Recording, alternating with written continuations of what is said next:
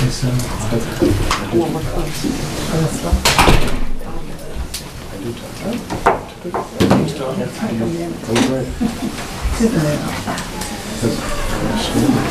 right, tonight is the Tuesday, March 28th. This is the advisory meeting.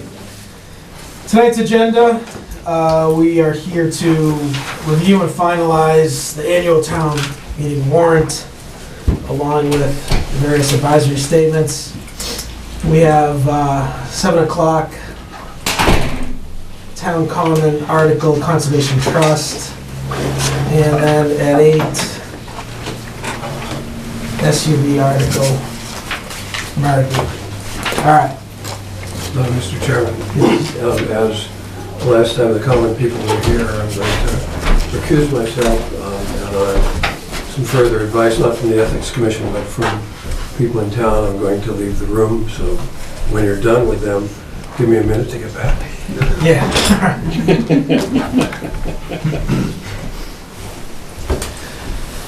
All right.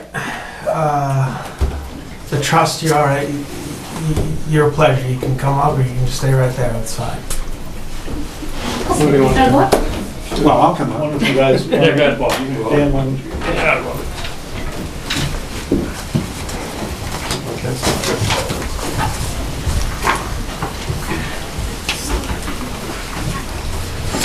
All right. So, I know, I was going to say, someone else was screwed up, right? all right. Looking back there. So this is related to Article 34, Citizens Petition, Purchase of the Town Common, $270,000. So it's my understanding you guys have been apprised of the situation, of the wording of the article. Debt exclusion. That is correct. Could you explain then, Brad, why it's being debt excluded? Why it's being debt excluded? A couple of reasons.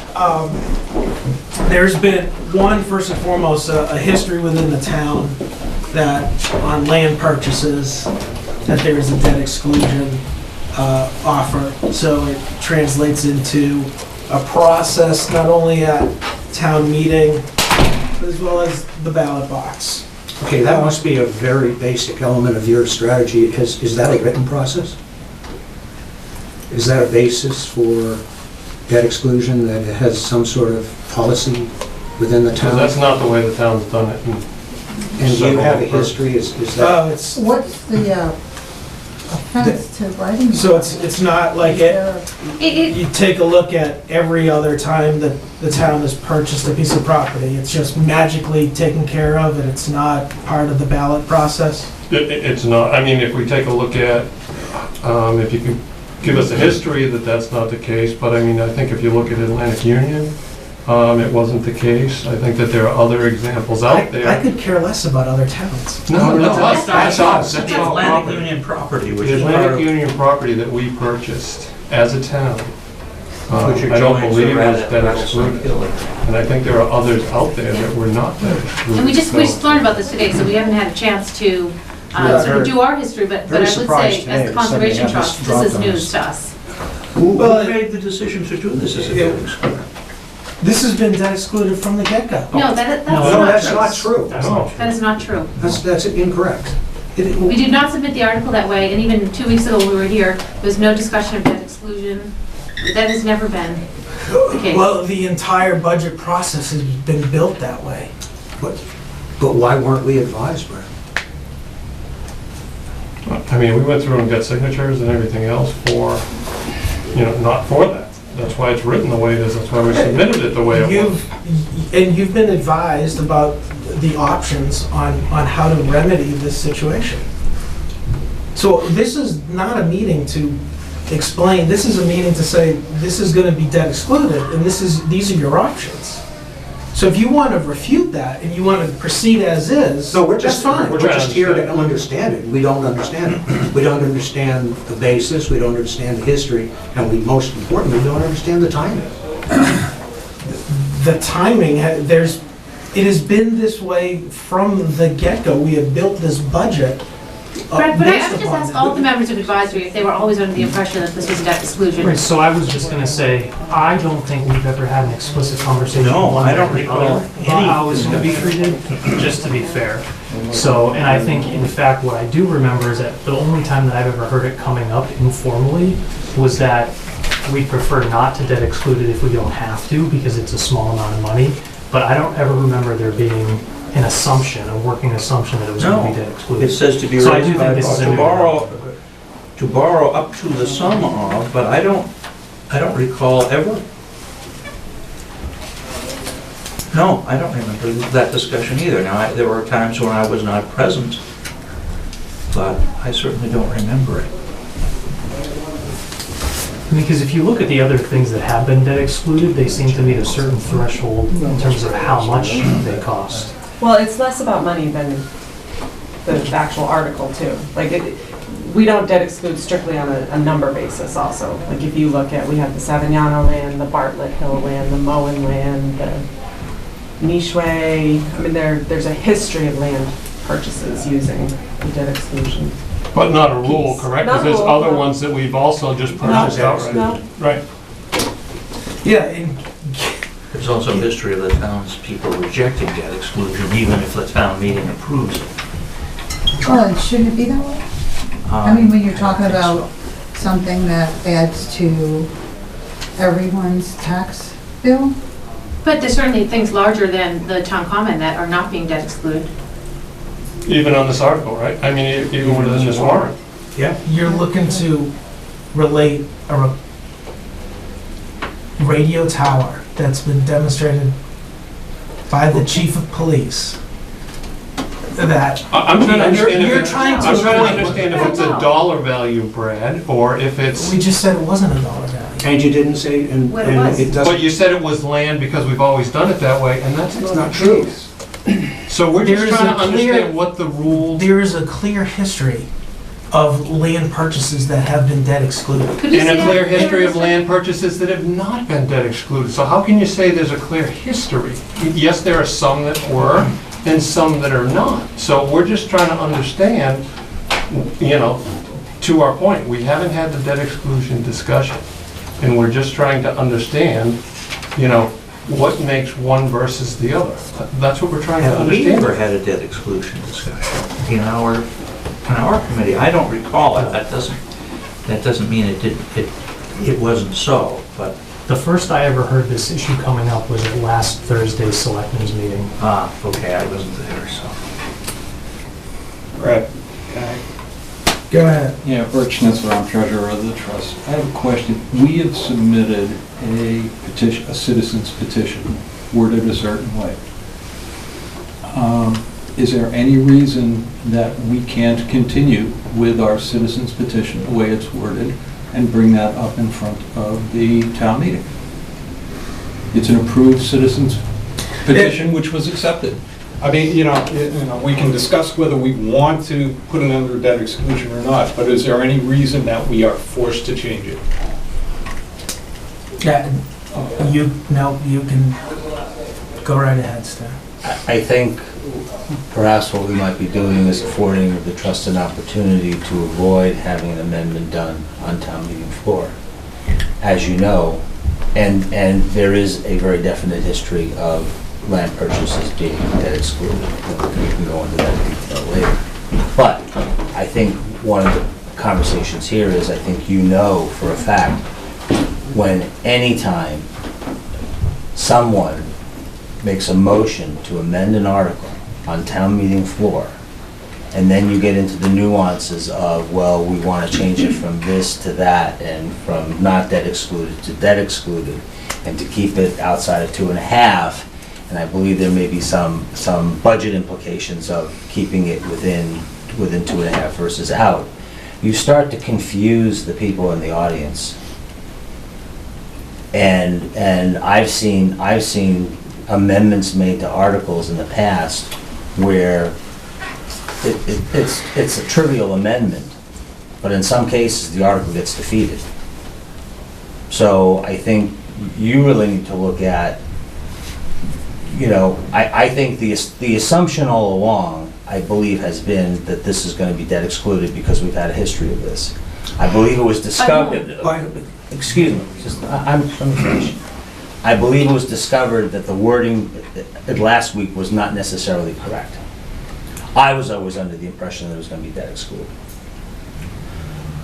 But what we're looking here is, you have a choice.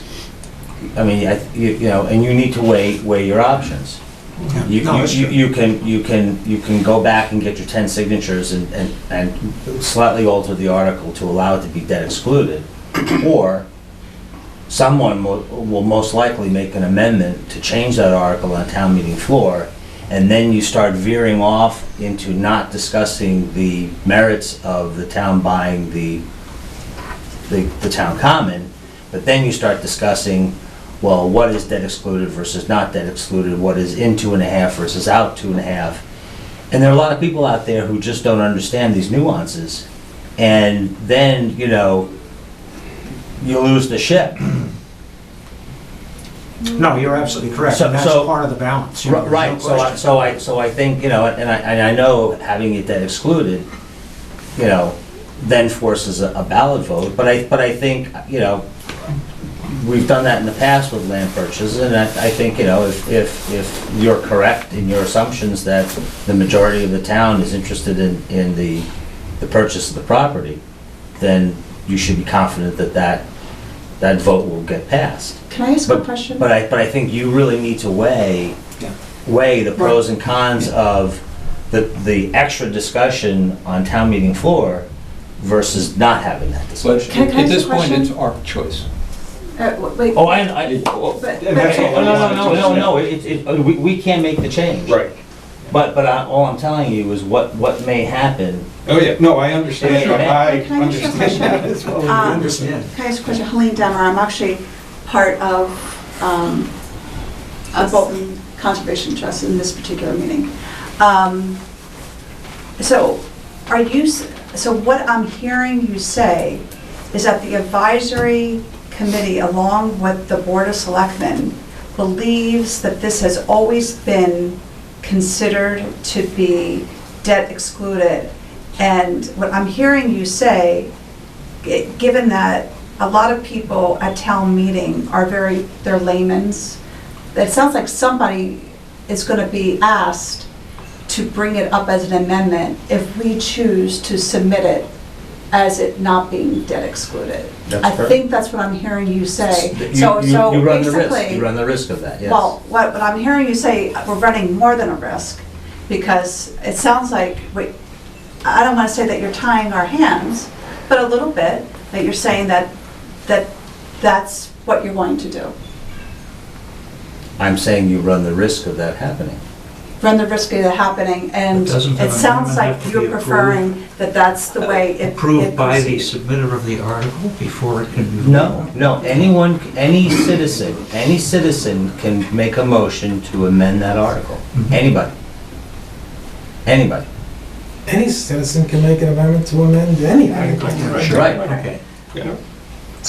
Is there an I'm not advantage to picking on you, this one. Brad? I mean, so it sounds like somebody went through a planning cycle and somebody didn't realize that it wasn't communicated that it was supposed to be debt excluded. So that's what I'm hearing is happening. And obviously, the Conservation Trust would like it not to be debt excluded. Well, actually, I don't think there was No, any no, discussion we one like way it. or the other. Right. And I We think had no maybe both discussion. sides made their own set of assumptions.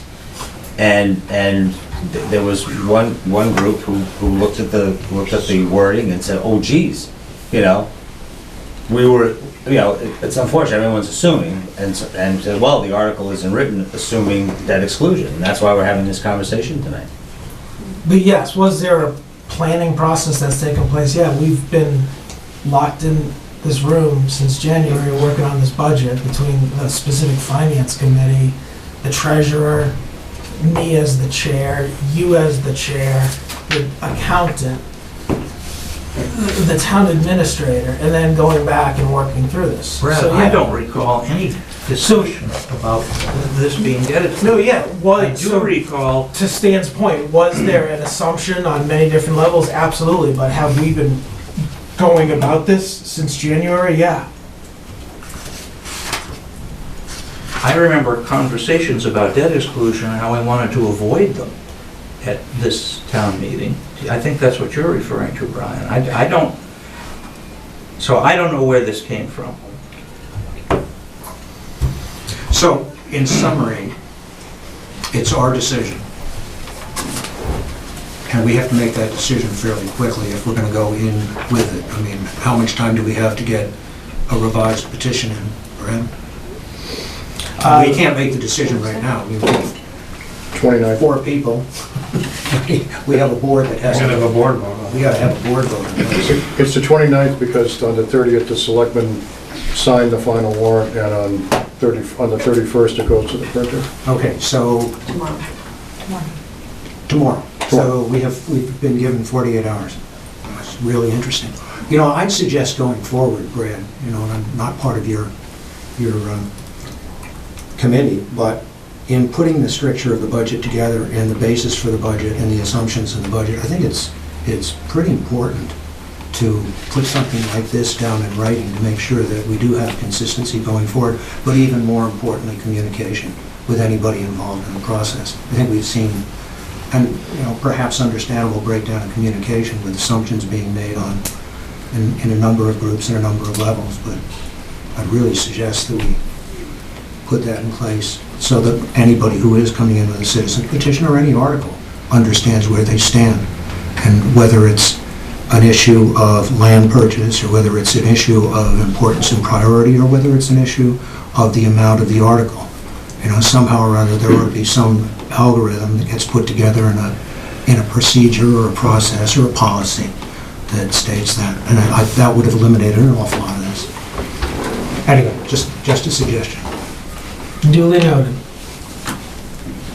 So in terms of, our understanding is that you're going to take a vote today on this particular article. Is there anything that you'd like us to address before you do that? I know we've met several times. Any questions around, I know there were some questions around remediation and what have you, anything you'd like us to address before you? Yeah, I saw an email, and Bob sent a reply to clear it up. Does anyone on advisory have questions related to that email that Mr. Romer sent to us? Well, I've received questions in the last 24 hours.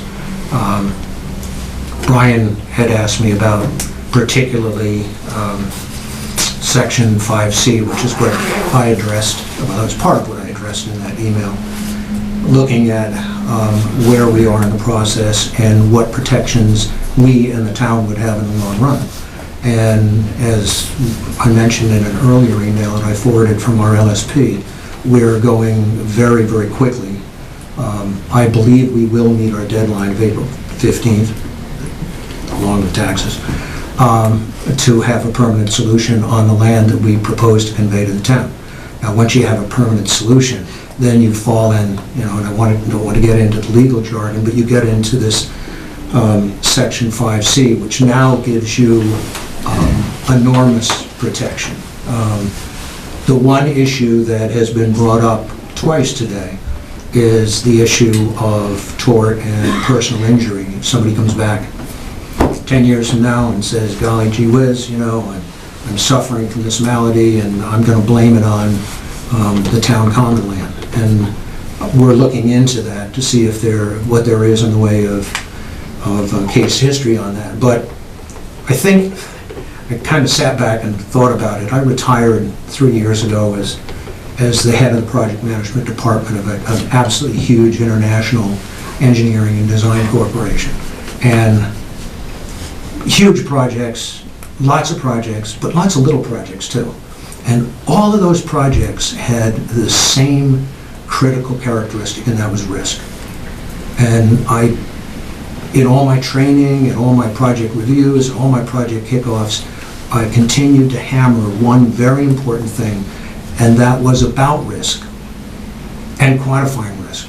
And the point that I always made was, I would ask the question, what is the greatest risk you have? And the answer is, and it's very often a painful result, is it's the risk that I don't know about. And I would submit that with the town common, you know about the risk. It's very, very small, and it's been very, very carefully calculated. And we've done a very, very detailed Method 3 risk assessment. And if anybody would like to see the 200 pages of it and all the EPA inputs to it and all the maladies that it could cause and all the sources and the pathways and the receptors, I'll be delighted to give it to you. But to me, the town common is a piece of real estate in this town about which we know a great deal. And by the way, the town owns a huge amount of real estate about which we know nothing. And I would submit that by selling, conveying the town common to the town, we are giving the town something better than all of the stuff that they don't know about. Not that there's horrible stuff out there, but getting back to the project management mentality of risk management, what you don't know is the biggest risk of all. And we know what the risk is. It's very small, we've quantified it, and it is, by EPA and DEP standards, no significant risk. And it moves into 5C. So that's, in terms of philosophical approach and comparative approach, that's the way I see it. I'll be glad to spend some time with the environmental attorneys that I know of and with the DEP to get a better answer. But when it comes to tort law and personal injury, any attorney in the room can comment. It's not the sort of thing that Commonwealth or anybody else would ever guarantee. So that's kind of my answer to the two questions that have been asked recently in the last 12 hours. So I'll try to get additional case history, but I'm not sure I'm going to get that. I did have another question. Oh, right. So, I think you guys updated your website to have some information about this purchase process. Mm-hmm. And you said on the website that the trust will continue to pay for and manage state-required environmental testing. Yeah, but let me just step back a little bit on that. What we have done is the town common property per se, the piece of property that we propose to convey is clean. It has... Those 3 parcels. Yes, that's correct. In fact, Bob, actually, that was actually my error. And in fact, Dan, get that off the website. That's actually not accurate. It doesn't need, it's actually clean. It doesn't need to be. So that is really a typo or a mistake by me, and it's actually not accurate. So if you actually went to the website right now. Property. Right, but exactly. If you go back to the email that I forwarded from our LSP, he made it very clear that the strategy right now is we are legitimately able to subdivide it into the town common parcel and the parcel that constitutes the area of concern across the street, which incidentally is going through natural attenuation very nicely. We just did testing on March 7th, and it's doing what it's supposed to do. But that we will take care of. We will retain all of the liability associated with that parcel that kind of crawls under Main Street, goes across down towards the eastern end. But suffice it to say, having said that, we're not people who go out and take huge risk either. And for years, all of the wells have been tested regularly. There is absolutely nothing in the wells, above the DEP and EPA limits at this point. And we have 2 wells that have a very minor fraction, 1 fraction of petroleum that's slightly above the levels. That is the GW1, the groundwater standard. And we will take care of that. Ted? Is there any formal document that says that you can sever the liability? I mean, the liability all arises from over here. No, but you're saying it has severability. Yes, it is. And where is that in writing? And I mean, I'd be delighted to get that for you. But we will. Still concerns me very much that the liability is, we're hearing all the right words around it, but formal documents with signatures of people with standing. I haven't seen them, Well, and as I said, you're not going to see them until, we're moving very, very quickly. The mounds of paper on my desk are amazing, on his desk are amazing, but I think by April 15th, we will have what's referred to as a partial permanent solution. I went online, and there are like 1,000 pages on the database. It's beyond my ability to comprehend. Can you talk a little bit about how they were separated with the different numbers. Yeah, I mean, you probably saw that there are release tracking numbers, there are 4 of them. There's art, you got it, Yeah. that's exactly it. Right. And the one that is the release tracking number that goes across the street is severable. It's, you know, we can continue that with a temporary solution and continued monitoring of natural attenuation, but the others are closed. Right. And that's the de facto separation. It's not an artificial separation. Again, we have oral assumptions and understandings. But we can't give them to you until Well, I April 15th. can't give them to you until I have them. But what I can show you is that with the risk assessment and all of the groundwater monitoring that has been done on the town common parcel per se is perfectly fine at this point. So, that's the answer. Can you guys speak again? You mentioned something the last time you were here about real estate agents contacting you. Can you speak a little bit more about that for the benefits of everyone in the room and folks on TV listening? And then the other comment I have is, Bob, when you guys were also last here, I asked about ADA compliance, and you said you worked with an engineering firm. Have you been able to secure that document and forwarded that to either the selectmen or the town? No, I have not, and if you could get that I'll talk to ADA, yeah, that'd be great. And what, I mean, it basically is the site plan and the elements of the site plan that met the requirements of ADA. And again, as I had said before, Brandon and Sharm had mentioned that there was one that was, you know, of a minor issue. But in terms of the sidewalks, the entrance, all the rest of that stuff. Yeah, if you could just get that copy, I think it's important for the town to have a copy of that. Yeah. And so just to summarize, and forgive me if I don't have the exact numbers, but I know they're pretty darn close. We had an appraisal of the land done in January of 2016. And depending on the number of lots, first of all, it's important to note that the land is not zoned for commercial development. So any development that would go on there would be residential or low income. When we had the land appraised, the value of the 3 acres in the front of the common would be determined whether or not, determine how many lots, house lots could actually be put there, which of course would be something theoretical at the moment because we don't know how many would be the selectmen and the planning board would allow for. But the value is between $650,000 and $800,000 depending on the number of lots. And there's also studies from the University of Washington that say houses within a half mile of the common increase their value between 8 and 22% for being near sort of a town green.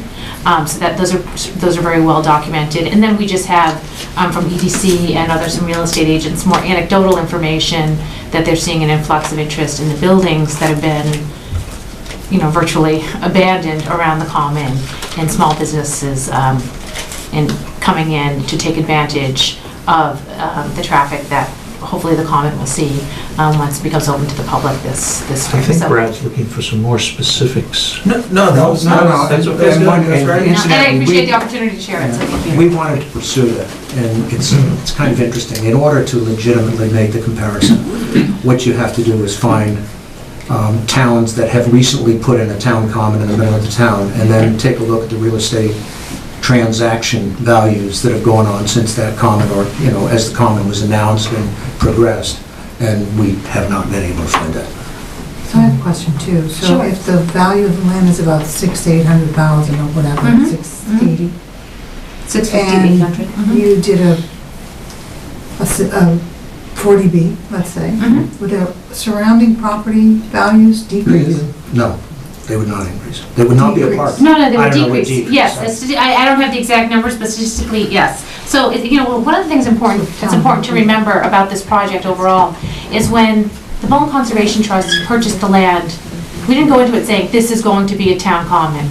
We wanted to save the land. So the Smith property and the surrounding, and the abandoned houses by it were hazardous. They were on the verge of DEP coming down on them for the environmental hazard that they were, and that is why the Bolton Conservation Trust stepped in. We did not step in and say, we're going to create a green for everybody. We just said, we're going to save this land. That's what the Conservation Trust, our mission is to be good stewards of the land. We then took that land and said, what should we do with it? And we surveyed the town. We looked at low-income housing. We looked at residential housing. We looked at a town common. We asked the people in town, I don't have the exact number, but 80% said, please make it a common. So that is where we got our charter. We didn't set out to say, let's create a town green.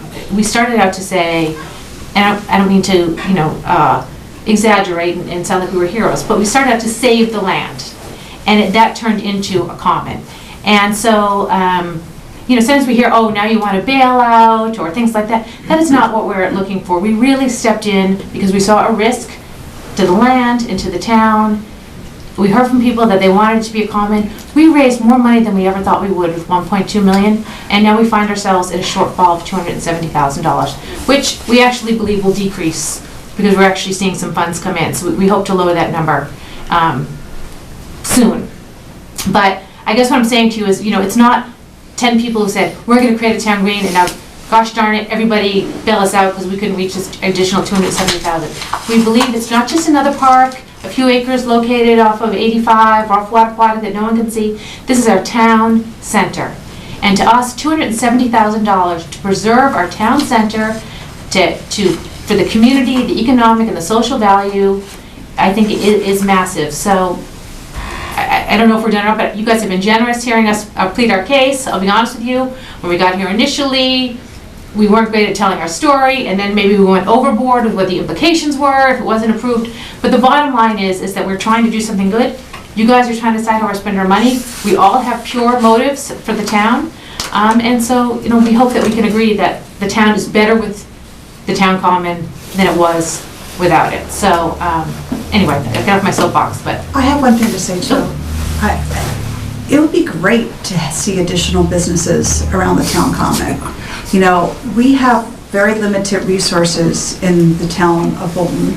We don't have public water and we don't have town sewer. That kind of limits the type of businesses that come in. And we also want to maintain a nice rural charm. And I know people in the Economic Development Committee have always heard me say, and just ad nauseum, but you can have economic development and maintain a rural charm if done correctly. It would be nice. We've had people, now that the common has been built, people are interested in the Cracker Barrel. We would love to see the Druids' property developed a little bit more. I hope to see that if this investment's made by the town, we hope to see an offset of tax dollars down the line, economic prosperity. So we have a vision. Would these businesses make a different decision if the town owns the land or the trust owns the land? Does that change their business plan? I think what it means is that the common, being municipal land, means it's going to be a common in perpetuity. It's owned by the land, it's the town center. It speaks to, I think, the town owning its very center. I mean, we can't speak for individual business owners, but I think people are surprised when you say, well, wait a minute, your town common isn't owned by your town? I mean, what that says about our priorities and our, sorry, Ted, go ahead. That's okay. No. Just another question. Do you have any data that shows how the value of land abutting a brownfield site is impacted? I don't. That would be an interesting contrast. That's a very good point. I don't. But I think it would be safe to say it would be even larger than the numbers I said earlier. Well, it's interesting to think about what would have happened if the Conservation Trust had not bought the property, because the Smith family was going to be under the gun, correct, to clean that property. So, and that was not going to happen. So the town of Bolton actually would have resumed that responsibility. Helene, there's Why? There's no doubt, Why, wait, The state- why? the state. Because I you think they were would, going to default. right, if they defaulted on It it. doesn't matter, we would not foreclose on it because it was contaminated. So it would we just- It would never just own sit it. there and Sit rot. there forever. The state. I mean, just saying the town would Right, not. Super fund or something. But it would I rot just in the want to town clear that center. up. No, right. I there- think we would be different. I think we're all in agreement that there's no doubt that not only the value of that land, but also just the aesthetics of it are significantly better than what it was 8 years ago. But I think it's important for you guys also to understand what has taken place on the front of this sheet just within the past week. We account for $180,000 in a budget to account for snow and ice. We have $200,000 that we keep on the front of this sheet. And we specifically keep it out of the budget. So, because on the snow and ice, the minute that number increases, it never goes down. So we account for that. The town administrator came in here a month ago and in one night asked for 200 grand to take care of what's going on. Subsequent, another storm, we have added an article that these guys have not even voted on yet, which is an article to take care of snow and ice removal for this year, which is another 100 grand. That's to make sure that when the accountant goes to clawback, that we have enough to cover the snow and ice debt. Within that, additionally, in order to get this budget balanced, we've taken, which is never a good idea, we've taken 50,000 of free cash and put it into the operating budget so we can go into tonight and ideally go into the town meeting with a balanced budget. So that is everything that we are all weighing. There's no doubt, if we were crystal clean on this and we had excess cash dumping towards our debt, paying that down, and we were in a significantly better position, along with the myriad of $500,000 worth of articles. We were just here last week talking about a DPW truck. Do we have the cash to buy versus borrow? And in this environment, with the Fed raising interest rates 75 basis points the last time we went to borrow, if we have the money to pay for cash, we're gonna do that. So if we didn't have all those required things that we need to run this town, it would, in my opinion, it would be a layup to make a decision, yes or no, on moving forward this. So there is a process in place, and there's a lot going on. So I don't want you walking out of here thinking, within the last week, we're just making up our mind on how this is gonna go down, because that's not the case. I don't think I leave here and it not weigh on me. This, the roads, the culvert, school space, it does, because I've been on this board for 6 years, over 6 years. And I know, and I can put Bob on the spot, Mr. Skansky in the back of the room. What does our space needs for school look like? How are we doing with that? Well, the high school, regardless of what the high school population is, the science labs need upgrades, and the last estimate for that was $10 million. So, on top of that, there's additional changes that need to be made, and it depends on what your population projections are. And to me, that is where the real estate value comes in, I have to look at that as a bigger factor in my real estate Yes, assessments absolutely. than I do the town common for $270,000 to me is a lot of money. Well, I know it sounds like a little bit of money, but it's a lot of money. It can I go a also long think- way. So I have all these things too that. Absolutely. And it's, by merit, it's absolutely a wonderful thing. And this is not, But you I have to absolutely understand- get that. I guess what I'm saying, we're not going to agree on, some of us on the value versus the cost of the common, and whether this is a short-sighted decision or a long-term vision. We obviously are in the camp of this being a long-term vision, and $270,000, yes, it is a lot of money, but gosh, it's, in the grand scheme, it is a lot of value for not a lot of money. And so I respect that we're not like-minded in that, and certainly would not suggest that you don't value the common, as a result. And Minuteman, what did that add?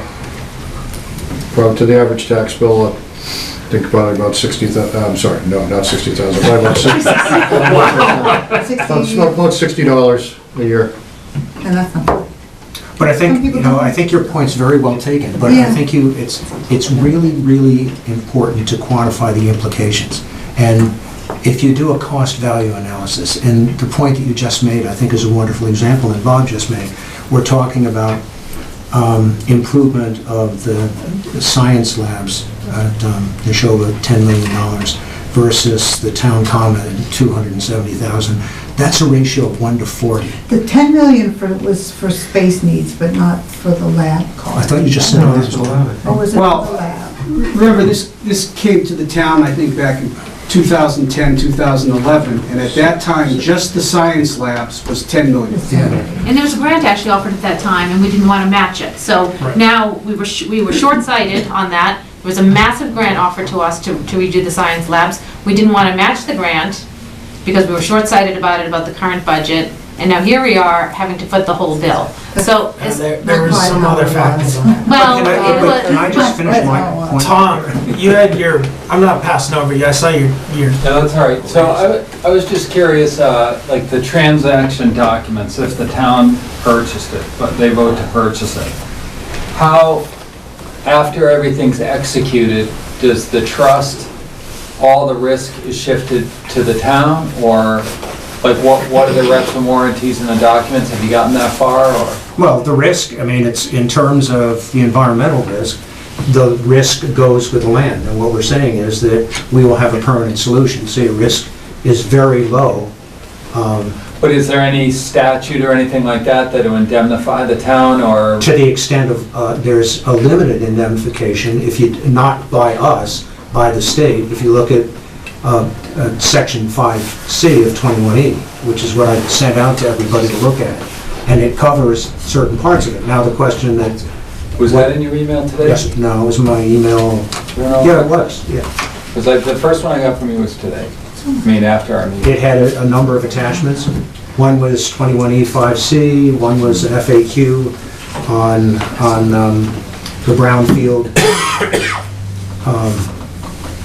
not to sue arrangement. But yeah, it's right in there. 5C very clearly lists out what happens when you go to a permanent solution. It lists out what the state protection is there. And the one protection that it does not address and would require to go back to case history is the whole issue of torts and personal injury. So if somebody gets sick or alleges they have cancer because of that. However, that just, again, back to my discussion about what you don't know is much more damaging than what you do. We know an enormous amount about the common. We have done an EPA, not sanctioned, but directed Method 3 analysis. And if you'd like to dig into the 400 pages and look at all the EPA information, it's unbelievably comprehensive. We don't have that for anything else. So all I'm saying, in terms of relative risk, the common's very, very low compared to practically everything else. Just an example. Suppose in 1963, a truck coming down one of our roads, unbeknownst, a barrel of PCBs popped off the back. It was recovered by the driver, but it was unfortunately broken. And half of the 50 gallons went into the drains on the side. Nobody knows about it. It has to be reported in 2 hours, reportable quantities.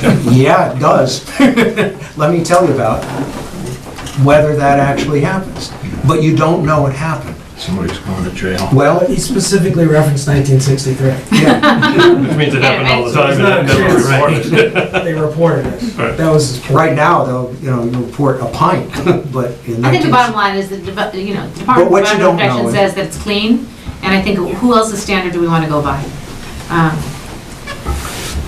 But, so all the tort risk is coming to the town, whatever that may be, whether it's a lot. Along with everything else. I mean, as our LSP said, and I think a couple of people have said in public, there is more chance of tort risk when somebody steps off the common and trips over one of the town's sidewalks than there is walking across the common.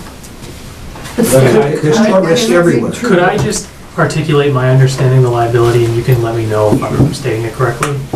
Because this is something I've been concerned about as well. So with 5C, which is the section that you sent out, that basically says under Chapter 21, you're eligible for protection against liability for cleanup costs, damage to property, and there's one other category, but it doesn't specifically say like a toxic tort type of a thing. Right, it does not.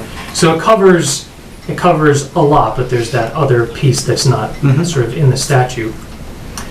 My own understanding of tort generally is that you have to be the actor that committed the negligence. It's not just somebody else committed it, you now occupy the property where the bad act happened, so you're liable. And I mean, I think that needs to be, there's a difference between liability from the stuff that causes property damage, which we are protected, versus would we have liability because we're the later owner of a parcel where bad acts happened 10 years ago that we didn't commit. I don't think I think that danger is being drastically overstated. Yeah, I do too. The party with the deep pockets is not going to be... But we would be named in a suit either way. Yeah. I mean, let's put it this way, we would be named in a suit if we Absolutely. never touched the property at all, because some creative lawyer would say, well, you knew that it was a brownfield and you didn't do anything to protect the people across the street. So I don't actually think our position is any different. And I know Brian and I actually talked about this earlier today, but I'm not, that would be a research point, but I would imagine, I would probably disagree with that, just from a gut check. I mean, if we own the property and somebody is saying that there's some chemicals leaching and it reaches a well or something like that, why would we be, I mean, we would absolutely be We'd have to responsible. maintain the status of the property as of the day we took it, right? So like we'd have to That's why presumably... we have the AUL. Yeah, exactly. Presumably, there's a statement that says if we need to continue, doing certain things to keep it at the level it is at the day we And get it says that possession of the in 5C. property, we have to do that. And if we breach those obligations, I think. But those are also, I think, details that get worked out in the actual purchase document. But, back to my original statement about relative liability. If somebody comes after you and you don't know anything about what happened there before, you've not done intrusive due diligence, you haven't done any sampling, as opposed to somebody that comes after you after you've done a very, very detailed phase 2, you've done a very, very detailed method 3, you've identified all the sources, you've gone beyond the sources to determine any kind of additional expansion of the site, and you've closed the book on all of it. Even if you were sued under those circumstances, your position would be infinitely stronger in the town common than practically anywhere else, with perhaps the town barn and perhaps the public safety building, which are two other areas that the town owns that they dealt with. I've had several conversations offline with Bob, so I feel fortunate to have been able to kick a lot of things around that maybe get too technical, but the AUL was just mentioned, and I never asked you what the actual activity use limitation is on the site. Don't dig holes. No, basically, all kidding aside, what we've done is we've identified any locations in which contamination had been identified. As I said, a huge amount of it had been removed. The method 3 analysis was done with what remains, and there's clearly some contamination, but below acceptable limits. And then we put that cap on top of it and met all the requirements of the cap. So basically what it amounts to is the AUL basically requires that you use it for passive recreation as you would with a typical park or something like that. Now, if you decide that you want to go do something that is intrusive, you want to put a foundation in, or you want to put in additional utility lines or something like that, it doesn't stop you from doing that. It just simply requires that a licensed site professional be on board and actually go through all of the processes necessary to do that safely with due consideration of the risk analysis and the documents that have been developed in the design of the remediation. So that's basically what the AUL does. But it doesn't prohibit you from doing practically anything that one would do on a town common. You just don't want to grow vegetables. I'm sorry? So if you gotta dig a hole, Well, if you you have... can do a bathroom.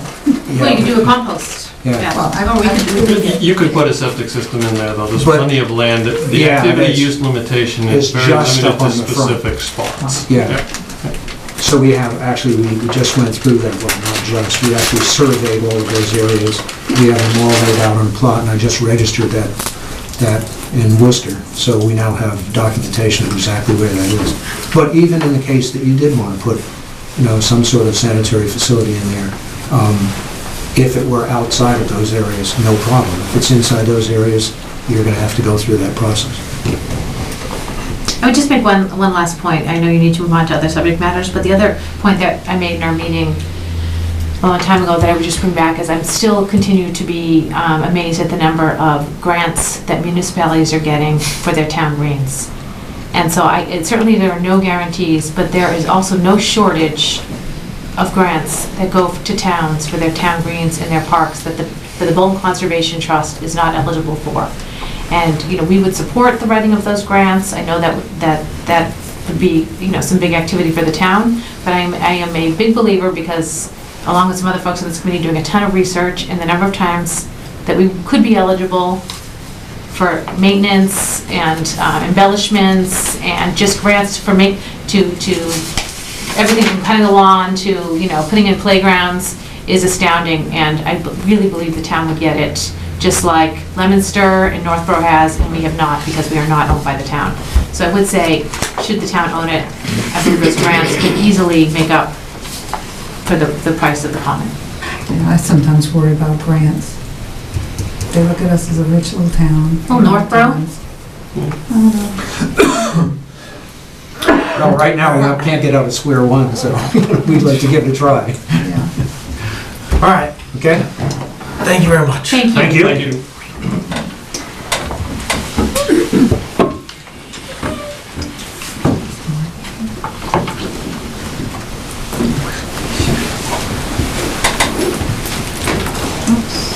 Sorry. Would somebody let Ken know that? Oh, yeah. Thank you. Have fun. Thank you. Thank you. Very excited. Thanks, guys. Have a good night. Thank you, sir.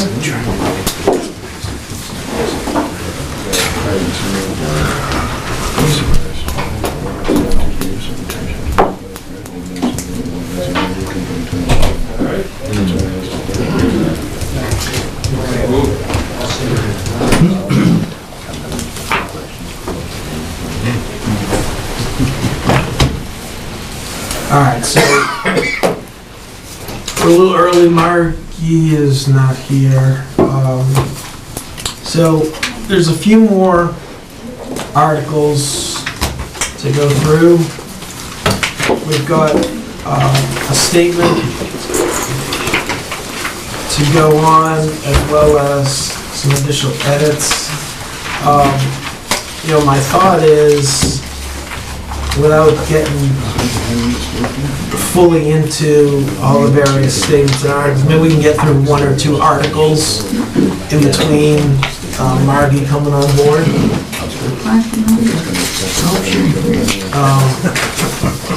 So there's a lot going around.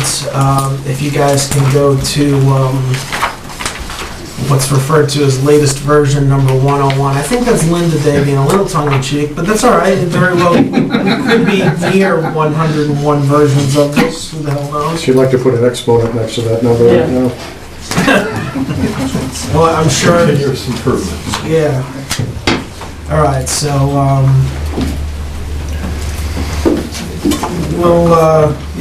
we'll still, for the time being, at least right now, we'll go over 1 and 3, pass over. All right, so the first one, and I made reference to this, number 4, on page 4, is an article to offset snow and ice deficit. I was referencing it just a little bit a while ago. So, Ken sent me an email over the weekend, out of concern that he wasn't aware of this, and that is an accurate statement, is because following last Tuesday night's meeting, through conversations and working with the town accountant as well as treasurer and just getting an assessment of where things were after last Tuesday night, going through the budget again. We started talking about snow and ice. We're running this through Dawn as well. So, I never, and again, this is, I will take the hit on this one. I probably should have been more clear to everyone that I thought we should have this as an article. What I truly didn't expect that Linda would so quickly get it into a version of the warrant, and therefore selectmen would vote on it before I even had the opportunity to discuss with you guys. So, I do apologize for that. But knowing that, again, Dawn was in here, and I'm still recovering from that night, that in one night you just extracted 200 grand. That's what I train all season to do. It was just completely pissed away in no time flat. Well, aside from the action verbs, I would tend to agree with you. It's not bad, it could have been worse. I will say, so I input bills today and payroll for the upcoming warrant, so now we're at 273,000 in the hole for snow and ice. Just Yeah. aware. Hey, that's the town. No, that's 180 plus the 273. But Brad, can you So we're actually explain? at whatever that is. wrong. Brad, can you or somebody Just- explain alright. Can we what just, this hundred? Oh, I'm sorry, I thought you were finished.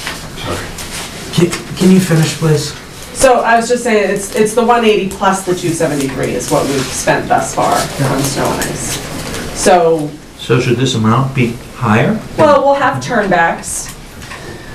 Yeah, and this, that's right, so this is the So we're balancing hoping act. this is enough. This is the balancing act, right? We could, as in years past, I mean, again, it's one of those things, in the last week, we're looking, knowing that Thursday night we got a deadline when the selectmen sign, right? And going, all right, where are we?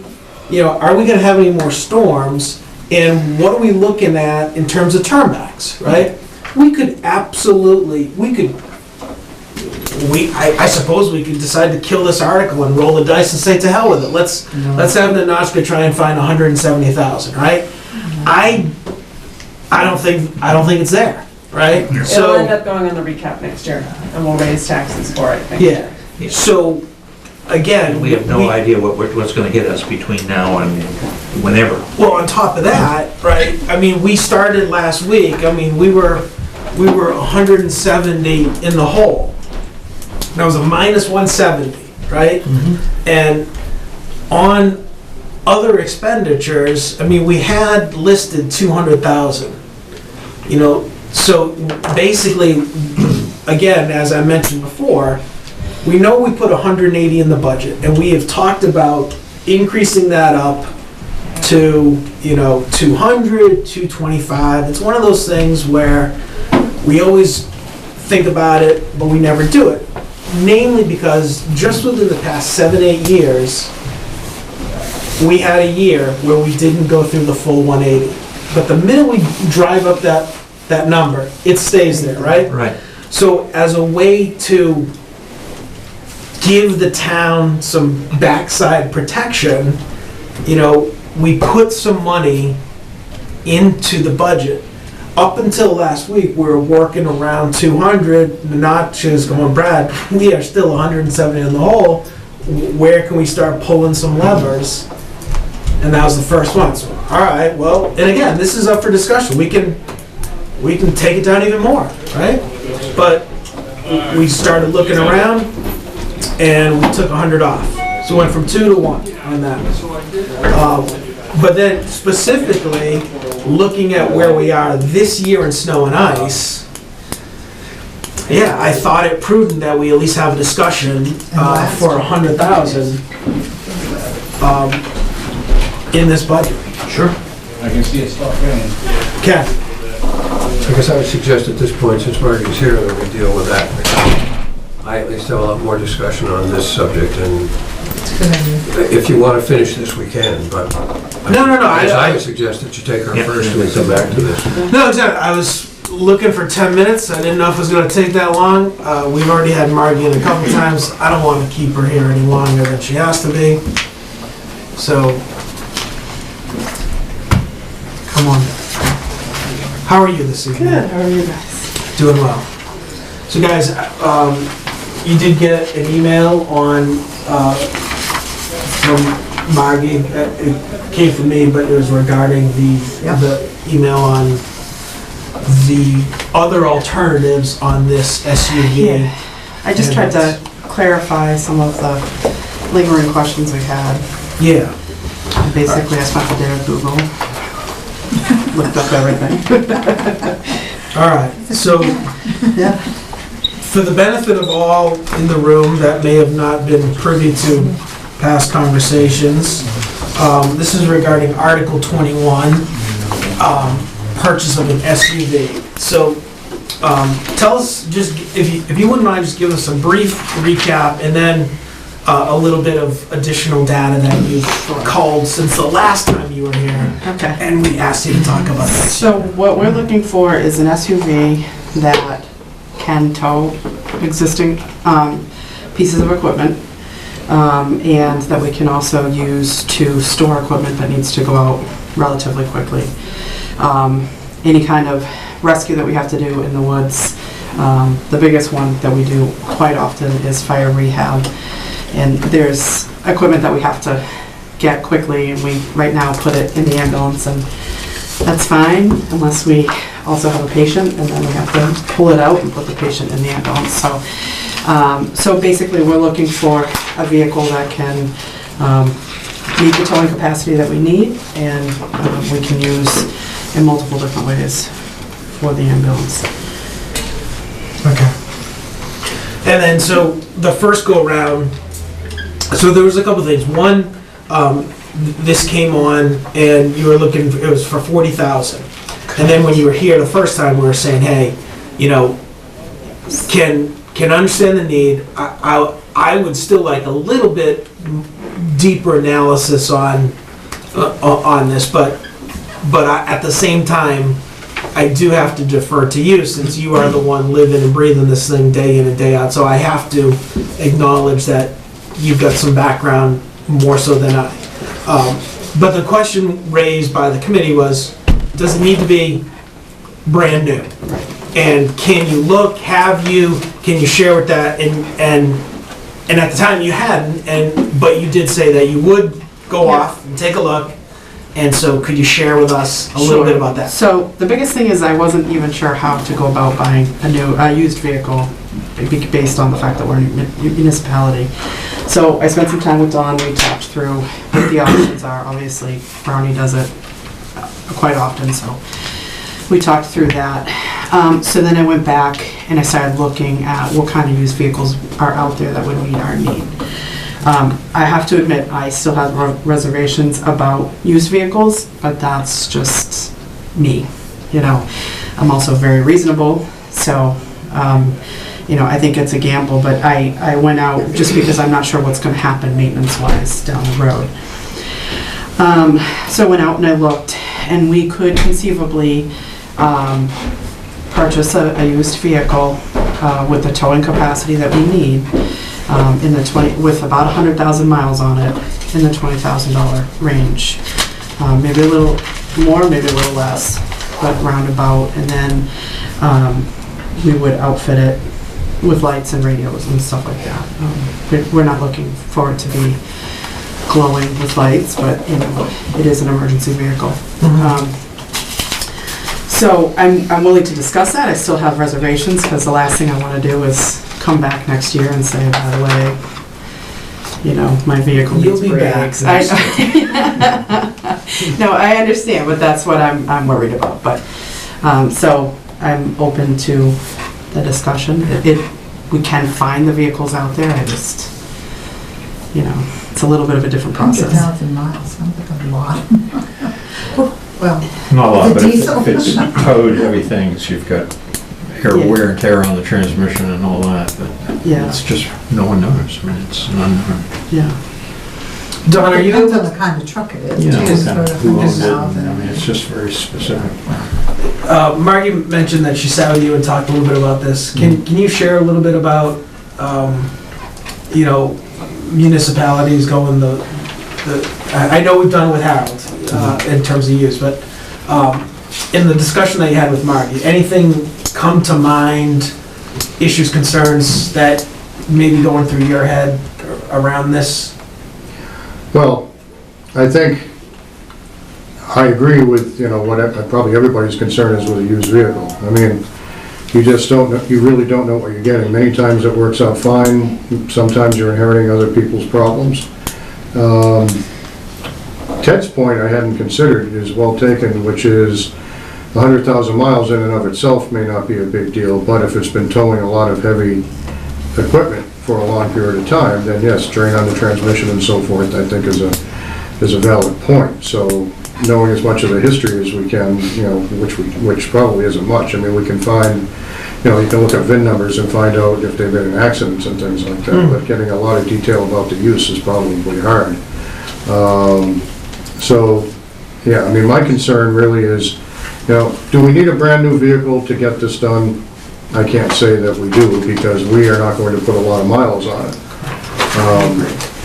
So I think it's really it's the same risk that you have when you're buying a car to a certain extent. It's not the same thing, but it's not dissimilar, but if it were my money, and I try to treat the town's money like it's my money, or sometimes better than my own money, I would say that I would be comfortable with going with the used rather than the new, even though I would have the same concerns that Margie would have. Can you outfit a used vehicle that doesn't have the tow capacity? Upgrade it, outfit it? Oh, I wouldn't do that. I would look, I would. You'd have to add that. But you'd have to, So it definitely limits what. you'd have to add something to retrofit it. If you're ever paying $20,000 for the vehicle, how much is it going to cost to put the lights and? Probably about 3,000. Oh, okay. Sure. Yeah, so that's why I was thinking you might get a better, a newer, or younger vehicle if you could outfit it, because it'd probably be cheaper to outfit it. Oh. Yeah, go ahead. You know, I haven't been part of this discussion before, but a few years ago, the police departments started buying a new kind of cruiser, and it appeared to me that they were heavier than the car that they replaced. Are they not suitable at all? No, because Okay. they're pursuit rated. Okay. They don't have the towing capacity. Okay.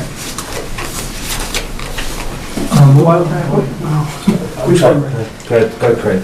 Craig, go ahead. Craig Lauer, 1021 Main Street.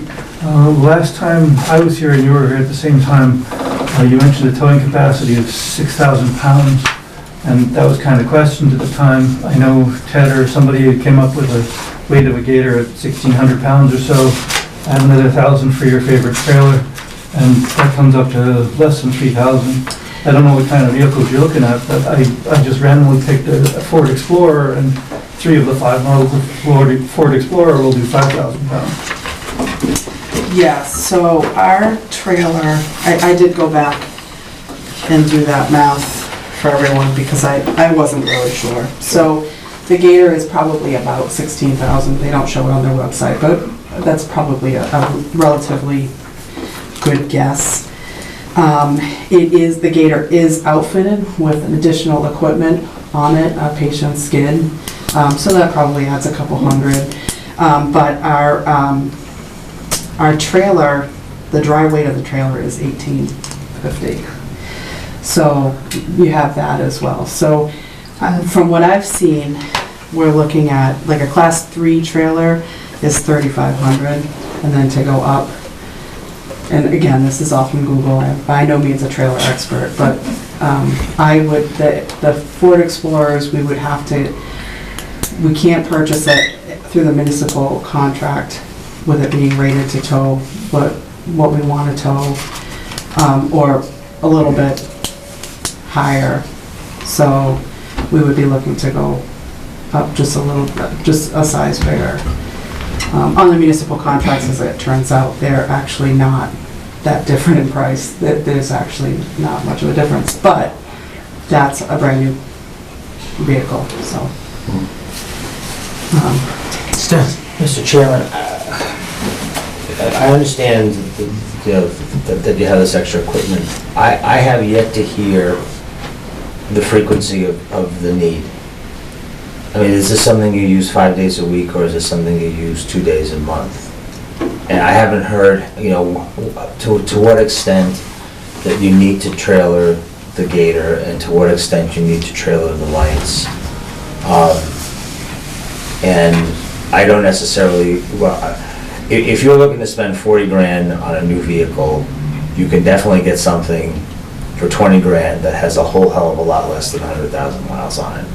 I mean, you go to any Ford dealer and you can get a nice certified vehicle, for 20, 25 grand that has a lot less than 100,000. But I'm just looking at what the real actual day-to-day need is. Now, in talking with Don, I understand that you have a set of keys to the black Expedition that was Chief Alfano's car. And certainly the Expedition does have a Class 3 hitch, and I would have to believe that can tow at least 5,000 to 6,000 pounds. Although I don't believe what you're towing is anywhere near that, but I understand what you want to get. And I understand that the issue is that on some days that vehicle is down at the DPW barn. But I also understand that the assessors use that on occasion when they have to go out. Would it be perhaps acceptable, at least as a stopgap? It's either you need to get the Expedition, or the DPW employee who needs to use the Expedition has to get the Expedition from someplace. How about keeping the Expedition either up here or actually in the public safety building lot right next to the Gator?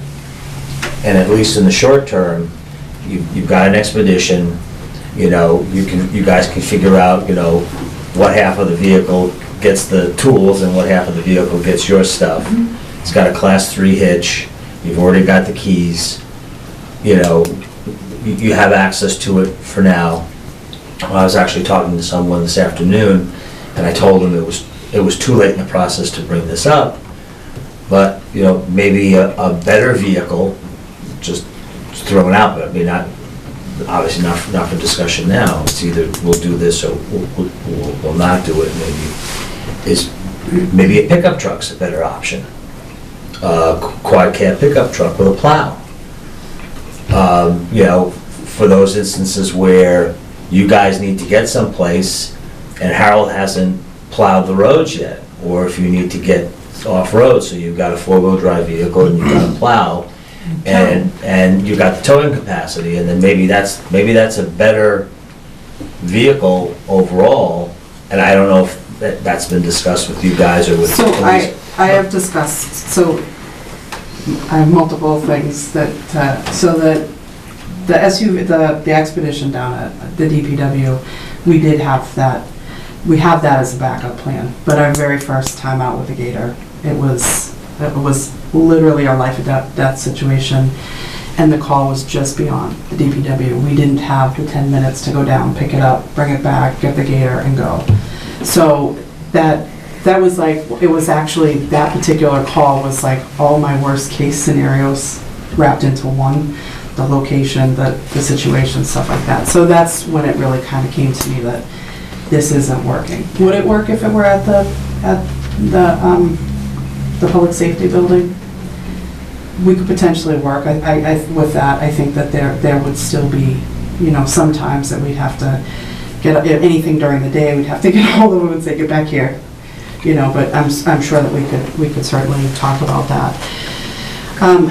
There's been a lot of conversation with the pickup truck, and I know the fire department would really like a pickup truck, and I do love the idea of a plow, because we do have that issue now, because we very frequently get called out, and driveways aren't plowed, and so we have to deal with that. I don't disagree that that's probably something that's needed for the town.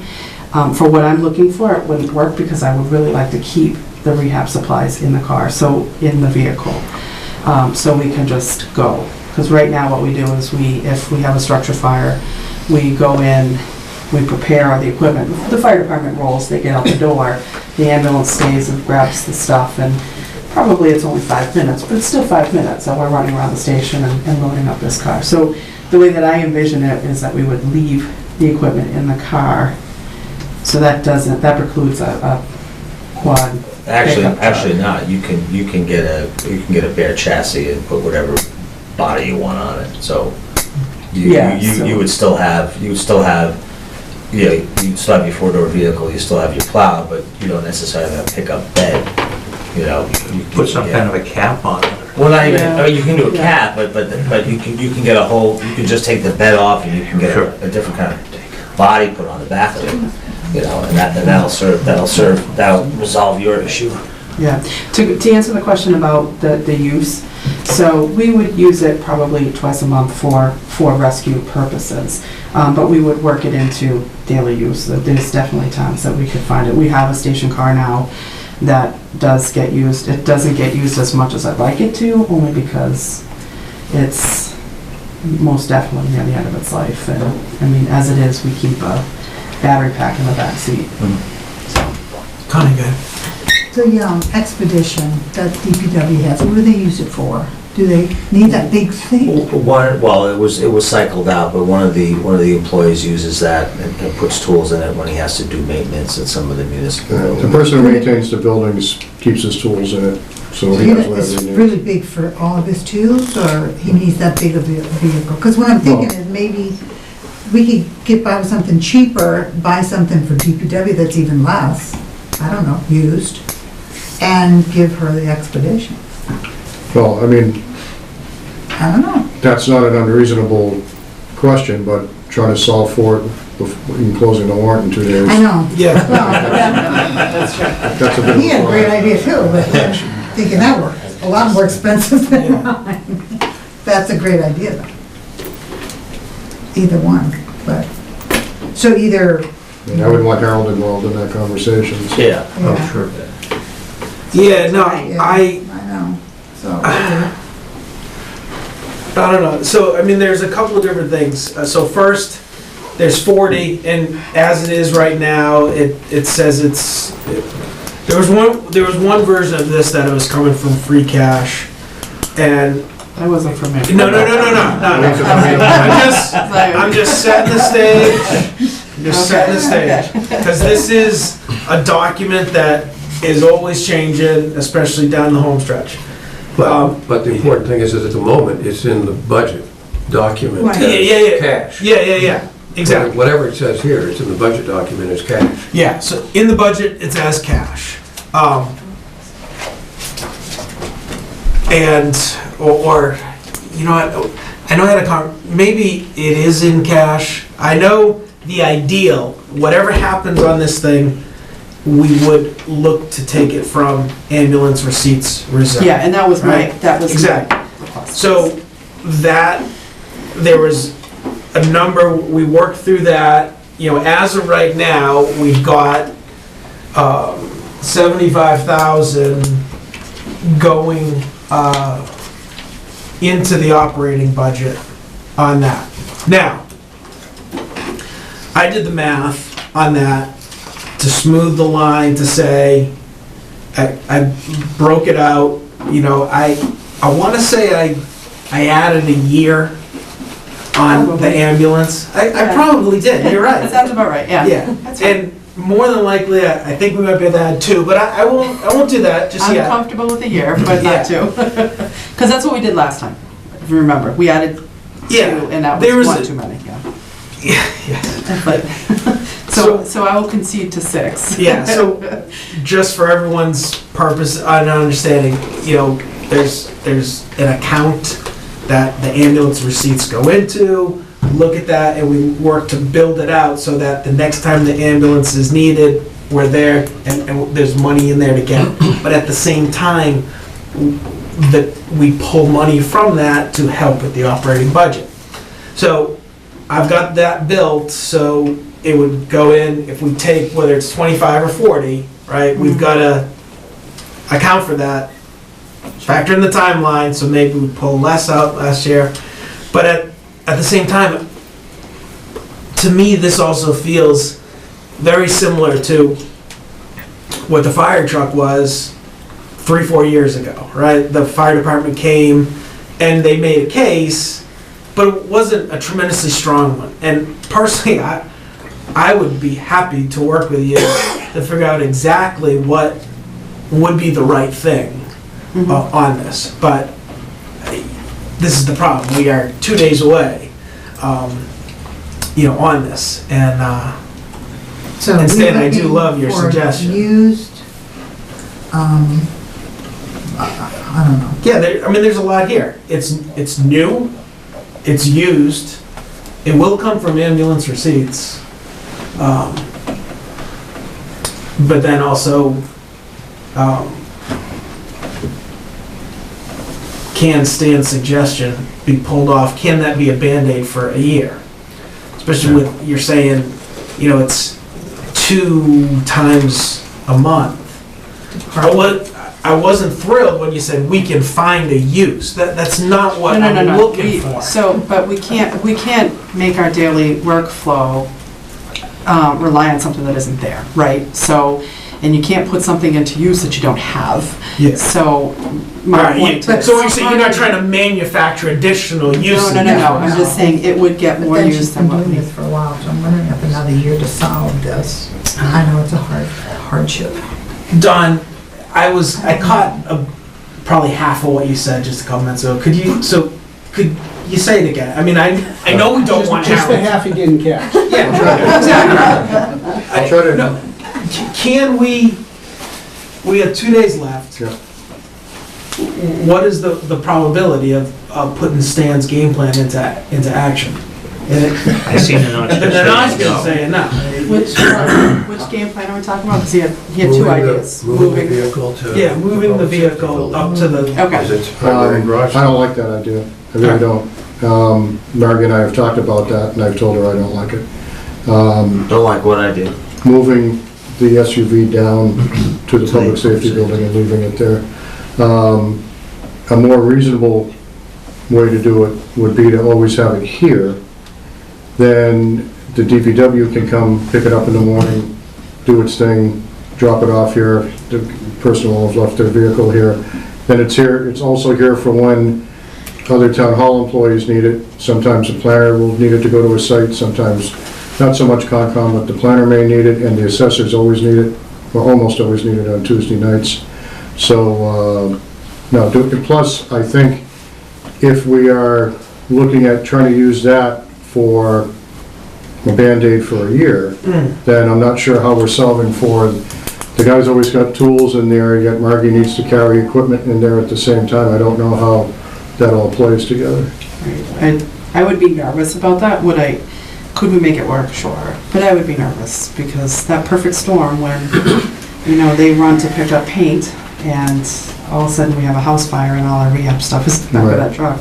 That's a problem. And we've got a patient's life or, a fire to deal with. I mean, I think that gets to be a risky proposition now, how we make that work, unless, we direct the DPW to every day when you're done, take the tools and everything else back out of it, and put them back in every morning, which, can take some time, and that will deal with nighttime issues. It certainly wouldn't deal with daytime issues. It wouldn't be available during the day anyway if it's being moved around town, so. All right, well, what tools are we're talking about here? Well, I don't have an inventory. I know, the thing is, if it's a few toolboxes and a Serco saw, then make a swap. Circular saw could come in handy depending on what's going on. That's true. We have our... I mean, swap there you go. swap the Crown Vic that you have, if the tools can fit in the trunk and the back seat of the Crown Vic, for the Explorer, or for the Expedition. I will throw in the battery pack with the Crown. I mean, if we're not talking huge quantities of tools or things that are really big, but we're talking about, stuff that can reasonably fit in the trunk and the back seat of the Crown Vic, then make a swap. I don't know. I mean, that's, again, I think we're trying to solve a lot of things with the warranty signed in 47 hours And I would not like to see us rush to a decision that could have some unintended consequences, as was mentioned earlier, so. Well, I agree, but one of those consequences is spending 40 grand, so, Yeah, you and- know. Or 25. She's made it Or work. spending anything.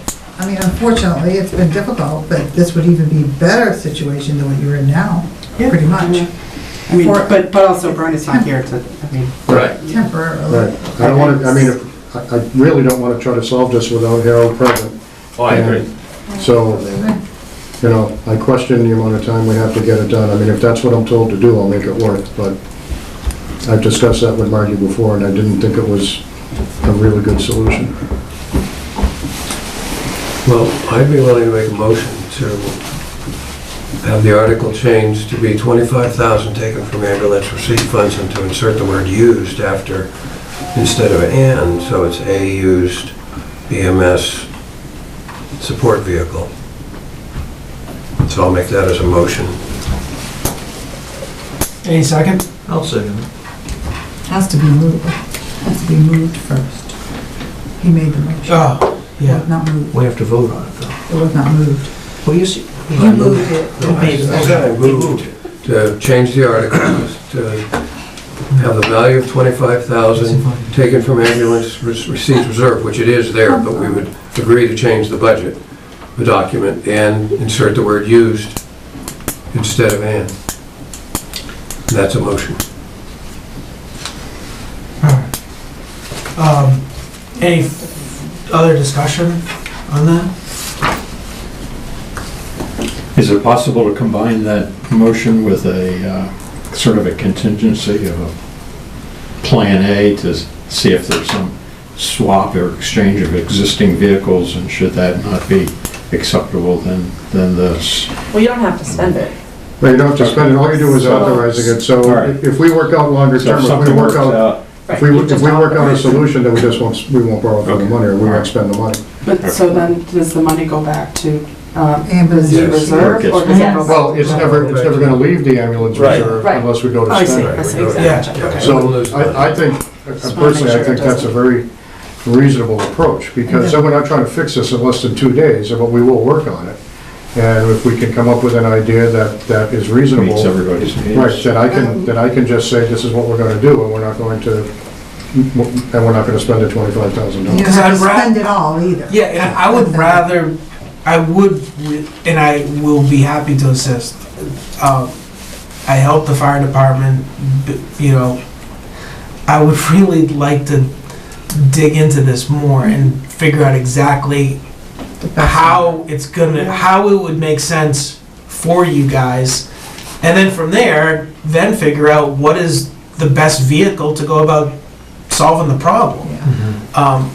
And it is just, yeah, so that would be, I think that is probably the best solution to kind of hit everyone around the table here on that one.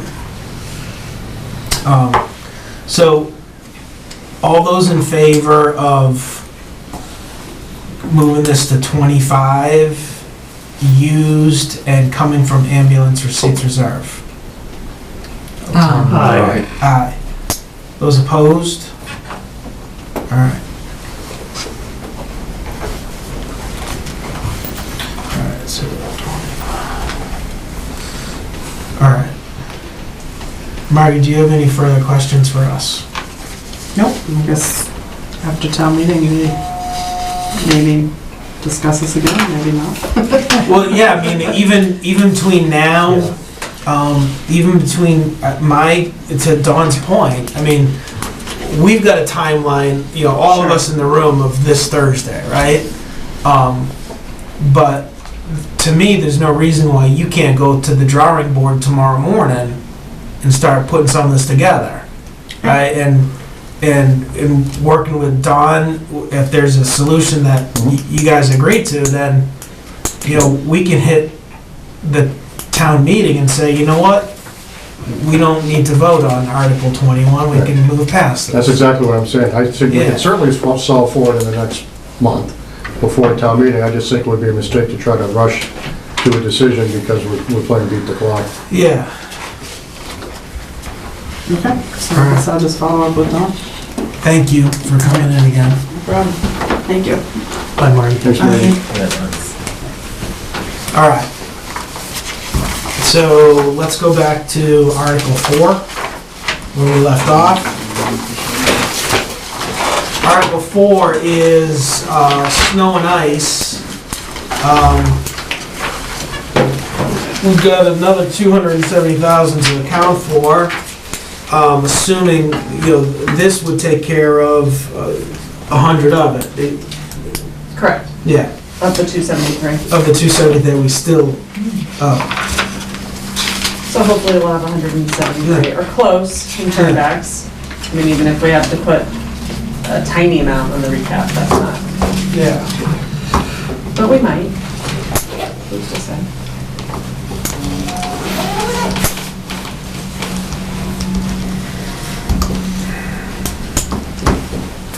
Discussion, Ken, you mentioned you wanted to talk about this in further detail.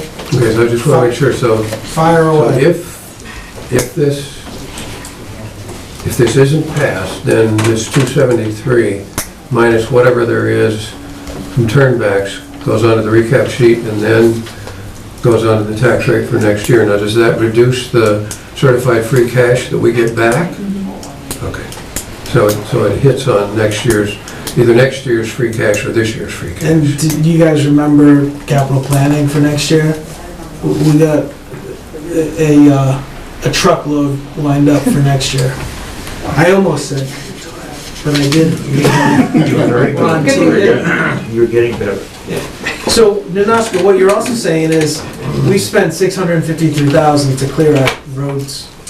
180, 180 on the, Oh, yeah, sorry.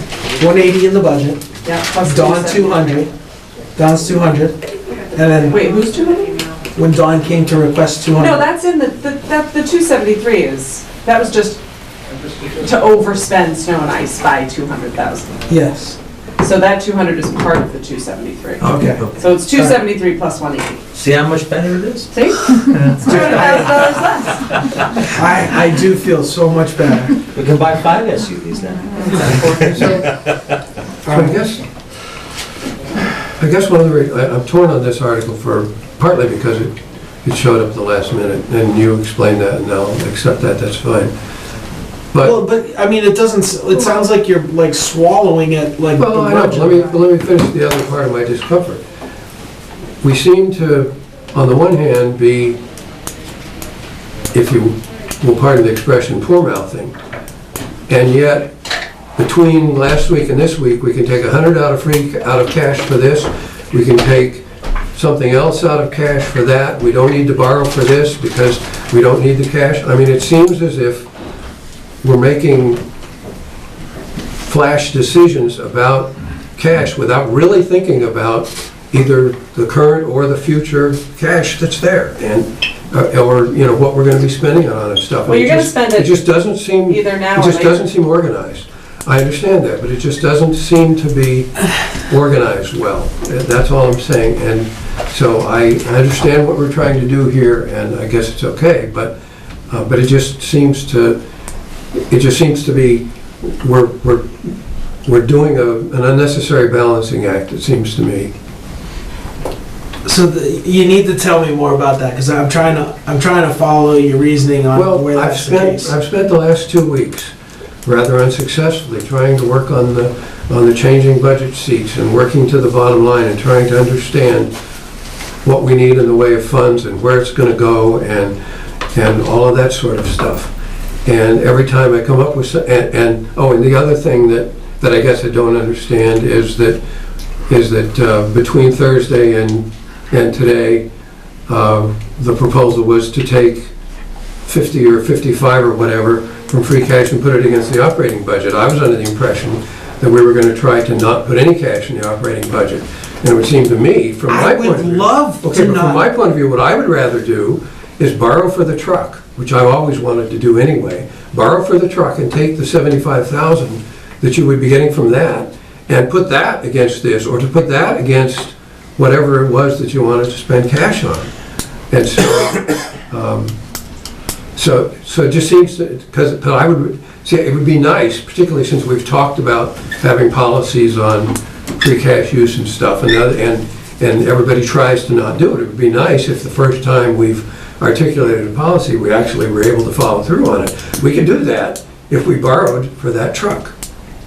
Yeah, So so. you wouldn't have to do that change. Now, yes, you pay for it now or later, but you're talking about, in the case of the truck, you're talking about, I believe, $1,000 a year.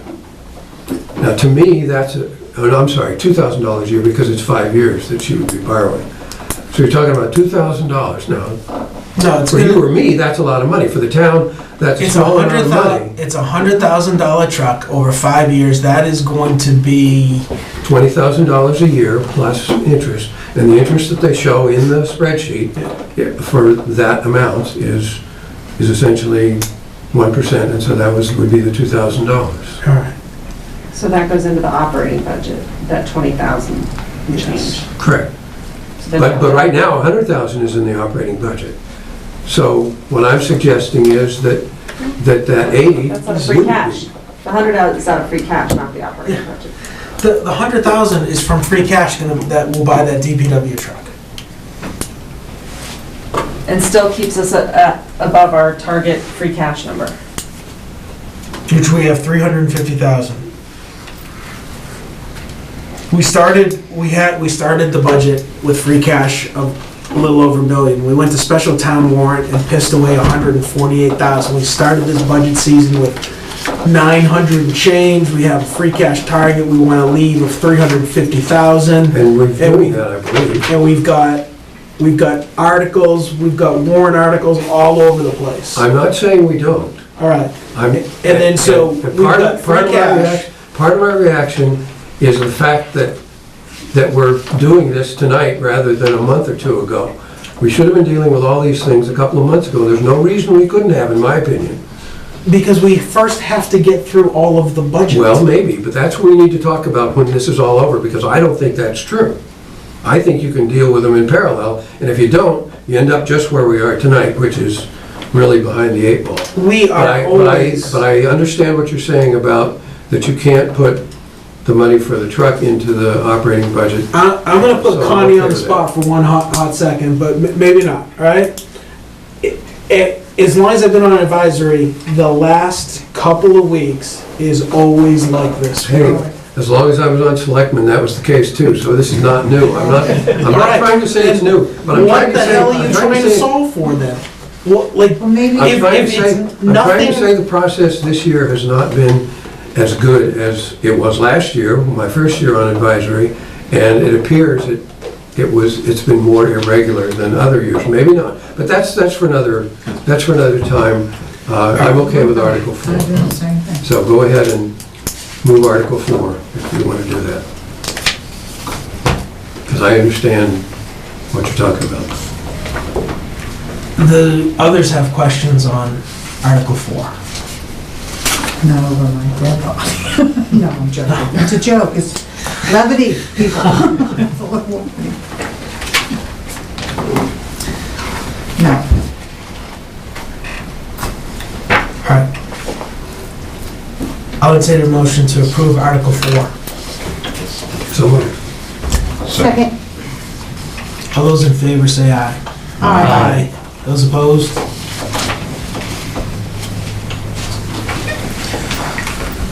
All right.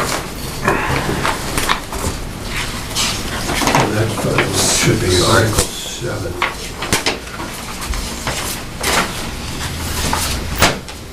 Yeah. By my reading anyway.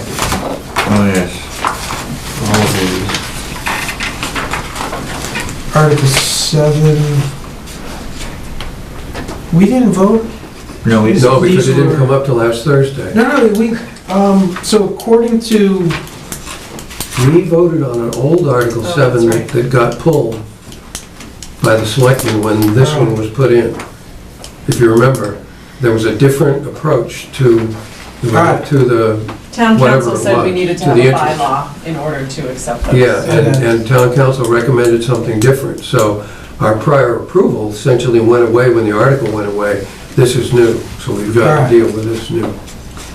Yeah, 'cause I'm looking, all right. So same meanings, just different Yeah, just different word. word. Okay. Any further discussion on this new Article 7? All right. Entertain a motion to approve Article 7. I so move. Oh, yeah, I so move. All right. All those in favor say aye. Aye. Those opposed? Okay. And same with Article 8, right? Right. Yep. All right. Any discussion on Article 8? All right. Entertain a motion to approve Article 8. So moved. Second. All those in favor say aye. Aye. Those opposed?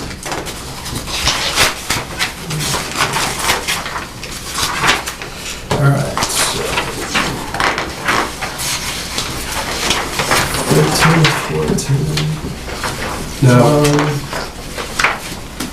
So we did vote on 7. we did not vote on 17, did we? Yeah, this is, so the article, the warrant that we have in front of us this evening, the marijuana article, so that's Article 17. Right. I'm looking back at last week's warrant, the version of the warrant, and it's a different number, but I'm looking, we do have a vote. I thought we voted on it. Yeah, we do have a vote, You were all in because I made reference to people eat monkeys. Right. Yeah. I do remember that. Well, I thought so too, but I did Yeah, not so find it, I did not find it in my notes, and I did Oh, I not thought see you it, said and you I did did not not find see it it in what the What was the number selectmen, last week? 6-0. what was in the warrant for the selectmen's night. Last week, the number was, 16.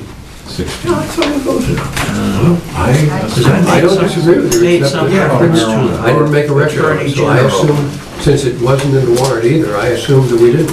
yeah, so it was Article 15 last week, and I was writing notes, because I took these and I turned them into Linda. I just heard pass, that's all. Yeah. Which, So, I mean, it's easy enough, So why don't we revote it? yeah. yeah, that makes it official. That way- I looked at the wrong That one. way we have a voted number. on I have three versions with me, I looked at the wrong one. Let me see, because I was taking, But we need to I was have taking what I consider to be official notes, and so if I showed that it was approved. 3-3, or, we gotta be formal. Now, see, I did not. All right, so you know what? Easy enough. Easy enough. Article See, I did not show that 17, we voted. Article 17 this No, we did. evening. We did vote it. We did. Yep, We did. yep. I'm sorry. So do you I looked guys at feel the- comfortable I with looked at just- the wrong version. Go. Do you have the count? Yeah, no, it's Yeah, fine. 6-0. Oh, good. Yeah, I'm sorry. Okay, I was looking at, it's hard to keep track of all these words. I was looking at version 99 rather than 101. All right, so 18 is done, 19, 20, 21, 22, 23, 24, 25, 26. 26.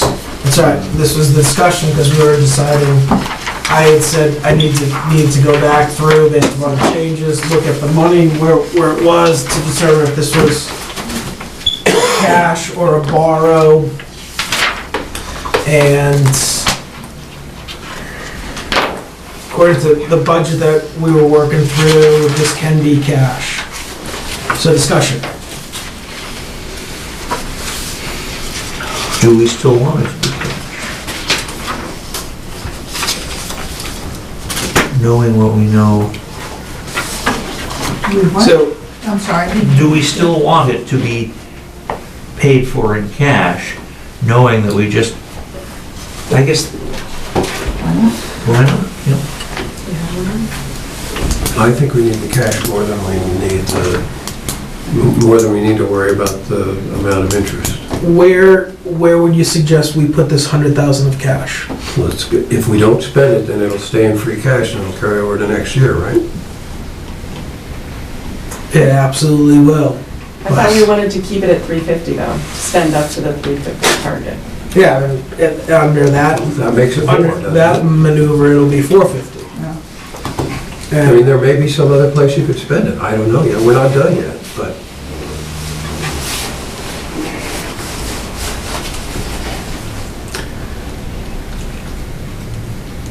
Discussion? I'm sorry, Ken, I'd like to just people.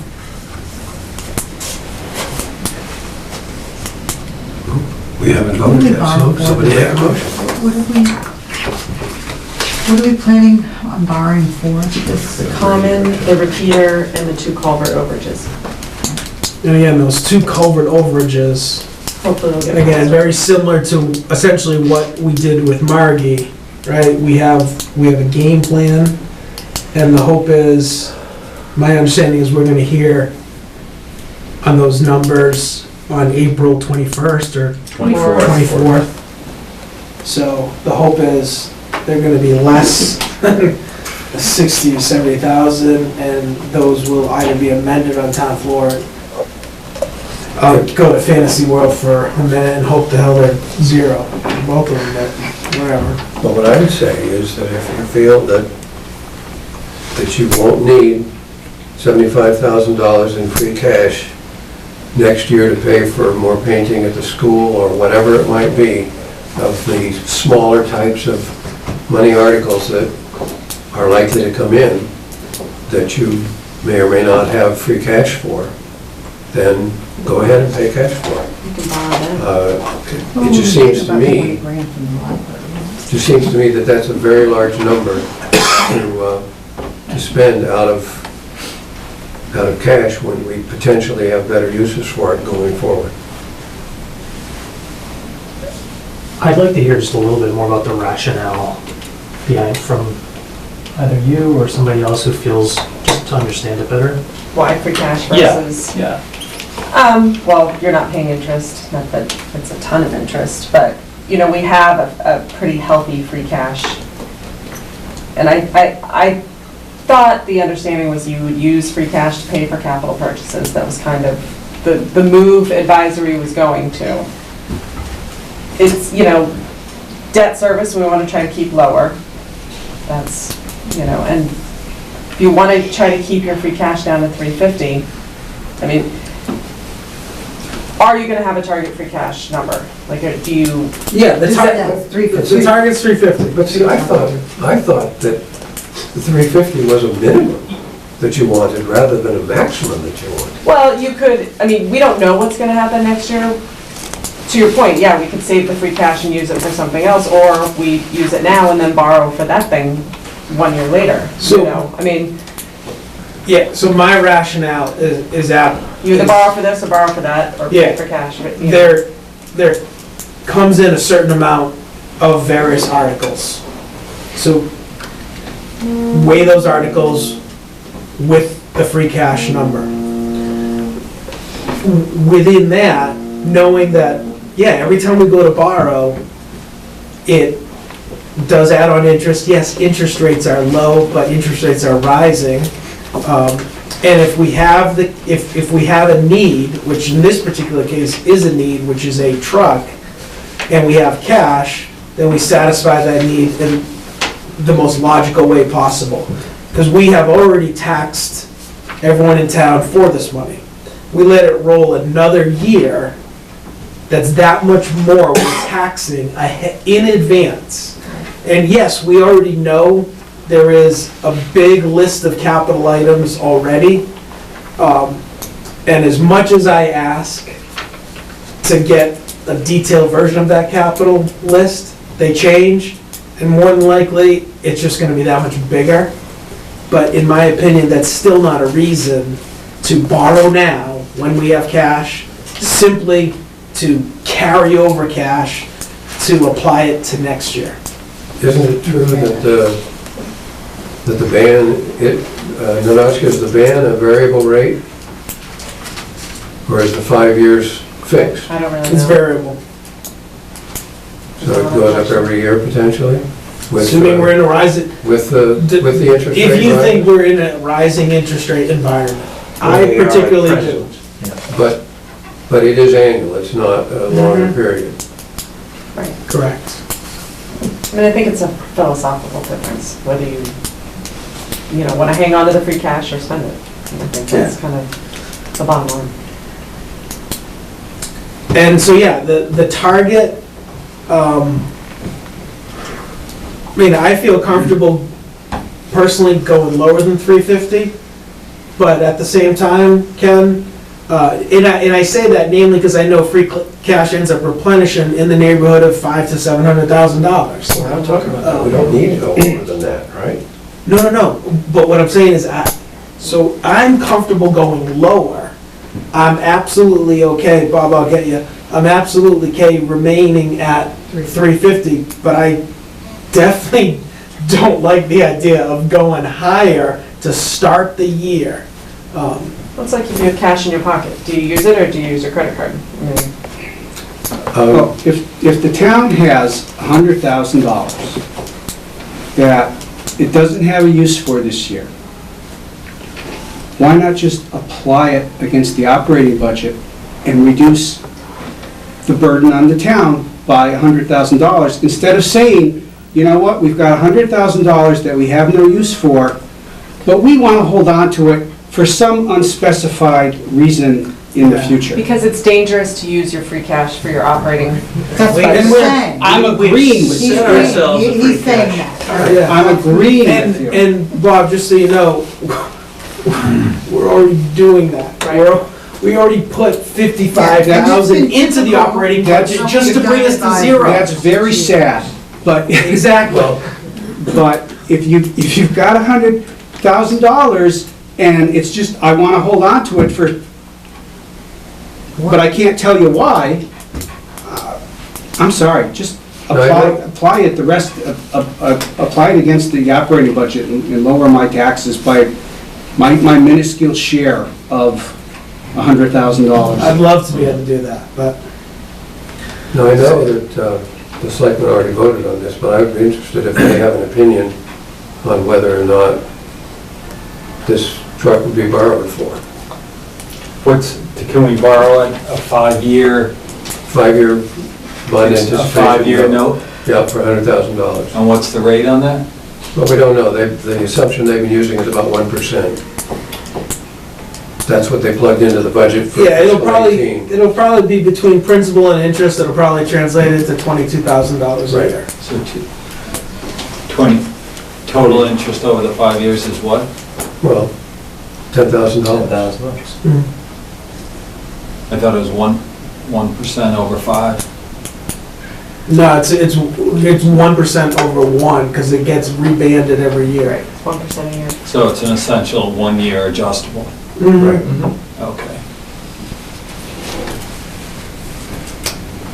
I think we've taken the position that if we have the free cash to spend for capital, we do that as opposed to borrow. And borrow only when necessary. Okay. You know, and I know in the past we've had philosophical difference as to what the free cash number should be. Yeah. And, you know, and we sort of I settled didn't on go that. there, Stan. I understand. No, I started it, and we have hit that. And again, to Ken's point, yes, there is no doubt we have a whole mess of work in front of us, the GFOA, the policies that we've been working on. That is absolutely why I wanted those policies in place for this year, but, you know, they didn't go anywhere. So they're in the works, but would it have been nice to get it in play for this year? Sure. But with that, to the best practices, yeah, we generally don't want to put money into the operating budget. And that's the first thing I said to Nanachka is like, what other levers, where are we to get this thing to zero? And that's the one. I'm like, that completely blows, you know, best practice number 1, which we were looking at. Right, but putting free cash in the operating budget is like trying to pay for salaries with a grant that you don't know you're gonna get next year. Yeah, I mean, we've put $55,234 so that we can, you know, have a zero. So we need to look at the budget and see, I don't mean for this year, but going forward, we need to look at the budget and see how that can be zeroed out. If there's a way to do it. Yeah, don't buy as much. And that's the only way. Yeah, that's right. It translates into All right, bring in more revenue, spend less. We've But discussed that's that. not what happens. Because everyone comes to, And our revenue is, yeah, our revenue's flat. And we've got a big list of organizations and department heads saying, we need, we need, we need, we want, we need, we want, and we've got to pull all this All right, together. so should we move the question? I don't know how. Yes. Make a motion. Yes. Okay, I move that we approve, what's that Article again? 26, Article 26, as written. as written. Any seconds? Second. All those in favor, say aye. Aye. Those opposed? I didn't vote. Carries. Abstain or no? So, and one abstain.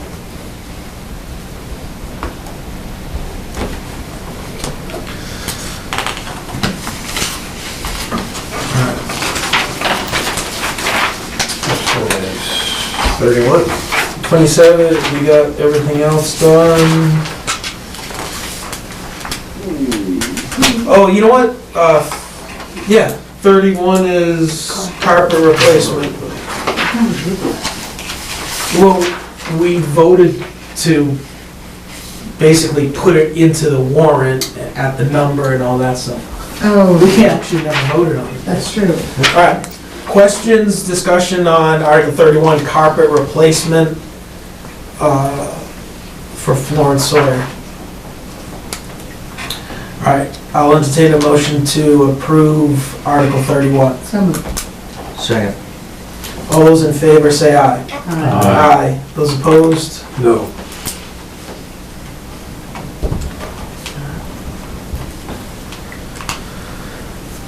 Okay, interior painting, $11,000, Article 32. Questions? So this is one I have a little bit of an issue on, just because when they went to capital planning about this, capital planning, and their estimate at that point was 12,500, and it's now 11,000. Capital planning said that the yearly painting cost should be part of the operating budget, and I know that there's that $10,000 threshold.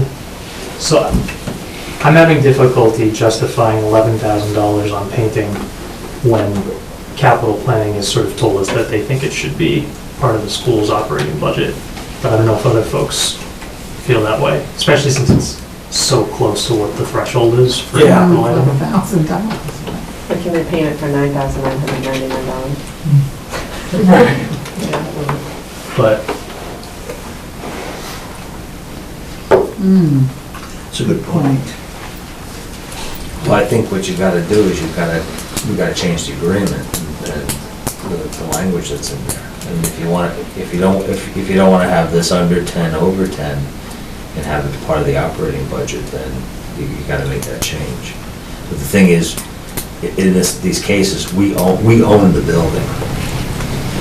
You know, it's kind of a different story in high school, but we own the building, Yeah, you know? I'm sure you're gonna. You know, and then if you put it in the operating budget, that means then, you know, you're piss off Lancaster. you're now gonna have Lancaster and Stowe paying for maintenance on a building that we own. Yeah, I love the idea. Yeah. Are we sure we're not paying for their buildings already? Do they already have 9,000 built into their budgets for the buildings? Don't know. Maybe we need to look at that, make sure, you know, we're all playing on the same even playing field, but, you know, I don't think you really can't make those kind of arguments now, you know. But Yeah. since this is actually germane to the article, even though it's slightly off topic, but since the selectmen and all of us are here, I would like to recommend that that there be an agenda item for the Tri-Town meeting next week on the subject of capital planning with respect to school projects in all three of the towns. I don't know whether it's as screwed up in the other towns as it seemed to be here, but you shouldn't be dealing with this tonight either. And so I think it would be, I think we would be well served, and I think Brooke and the people at the school would be well served to have a three-town and school discussion of how the capital planning process works and how it could be improved. Maybe you change what Stan is talking about, maybe you don't. And maybe you find out from them what they are doing in the way of operating that actually should be picked up by each individual town. I think that's a good discussion, Tim, but I think also you have to understand what's happening kind of now is you've had a recent change in regime. I absolutely understand. You had the previous director who was involved in the maintenance. Sure. Didn't do what he was supposed to do. So we're kind of paying for the sins here a little bit. And I think, And I'm not suggesting the agenda item to beat up on anybody. I'm really suggesting to say, okay, we've got a new regime in there, and we've got the three towns, and how can we together make this capital planning process be better? Oh, I think Brooke will welcome that. So if you guys or somebody would get that onto the agenda, I think that would be very good. And otherwise, I'm fine on this article.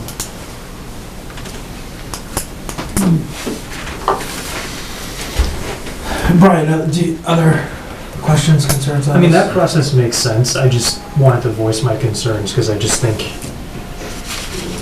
there's probably a way that this doesn't have to be on here in the form that it is, and I think we can probably avoid it next year, or at least have more of a heads up. Yeah, I mean, you guys are all part of that. I mean, you saw what the first iteration of the visit was, and yeah. So I do remember this was probably 3, maybe 4 years ago, that this similar article came before us. An advisory approved interior painting. And I don't remember if it was specifically Sawyer or Emerson. And I do remember it was one of those things. It was around the same number, and I believe it was something that the idea was to hit a little bit every year. But to Stan's point, I know we did it 3-4 years ago, and nothing's been since. I was trying to recreate the same moment. My recollection is that it got shut down, that it didn't pass because, and so this may be the delayed project. Yeah, You were there. Do you remember which way it went? No. I know there was one year, and it was right after Sandy Hook, where, but this, I mean, painting is not a safety. We did the doors, we did the windows, we did a bunch of lockers and all that other stuff. But I think because we were doing all that stuff, we said no to the painting. We intended to delay it one more year. I think you're right. We were gonna delay it one more year, and then all this other stuff happened. Did it ever come up again? No. Or is this the only other? Till now. Till now.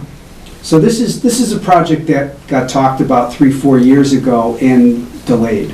Right. That's right, because everything got accelerated because of all the Sandy Hook stuff. That's right. I move we approve Article 33 as written. Second. 32? 32. Right. 32. Oh, I'm sorry, yes, 32. All right, all those in favor, say aye. Aye. Those opposed?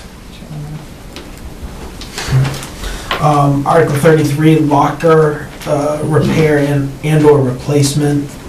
And again, this is an area where the first number came in, it was higher, the individual went back, did some greater analysis, but I also know that this is not the first time this has come up either on the discussion for locker repair replacement.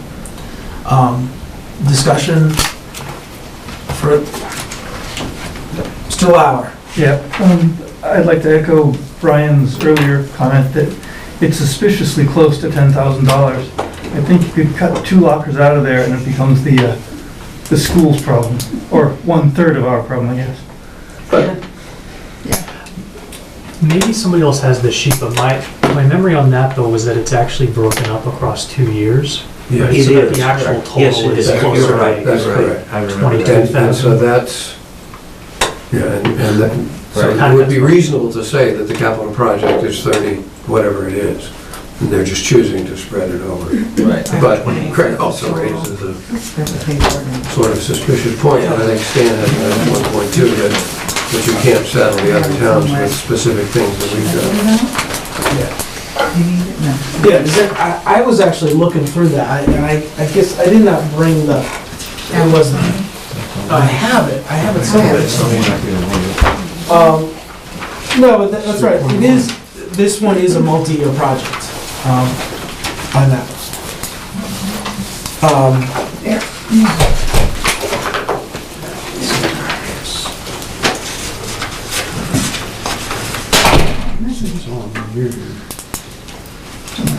That's right, yep. Yeah, 10-4, this year and next year. All right.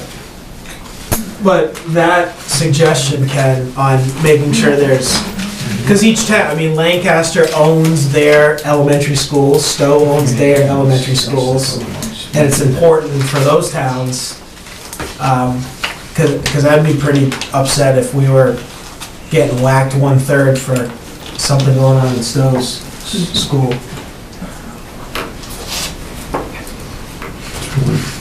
That's $40, so that's the cost of $40, so it isn't split up. Yeah, oh, that's right. Yeah, so what that was I was looking, it was the total cost. And then an FY18. And then an FY18, so the total cost is 10-4. But again, it goes back to, in a building that we own. I know. So. 400 looks better than 100. I move that we approve Article 33. Second. All those in favor of Article 33, say aye. Aye. Those opposed? All right. Okay. 34. The citizens petition to purchase the town common for $270,000. Mr. Chairman, Yes.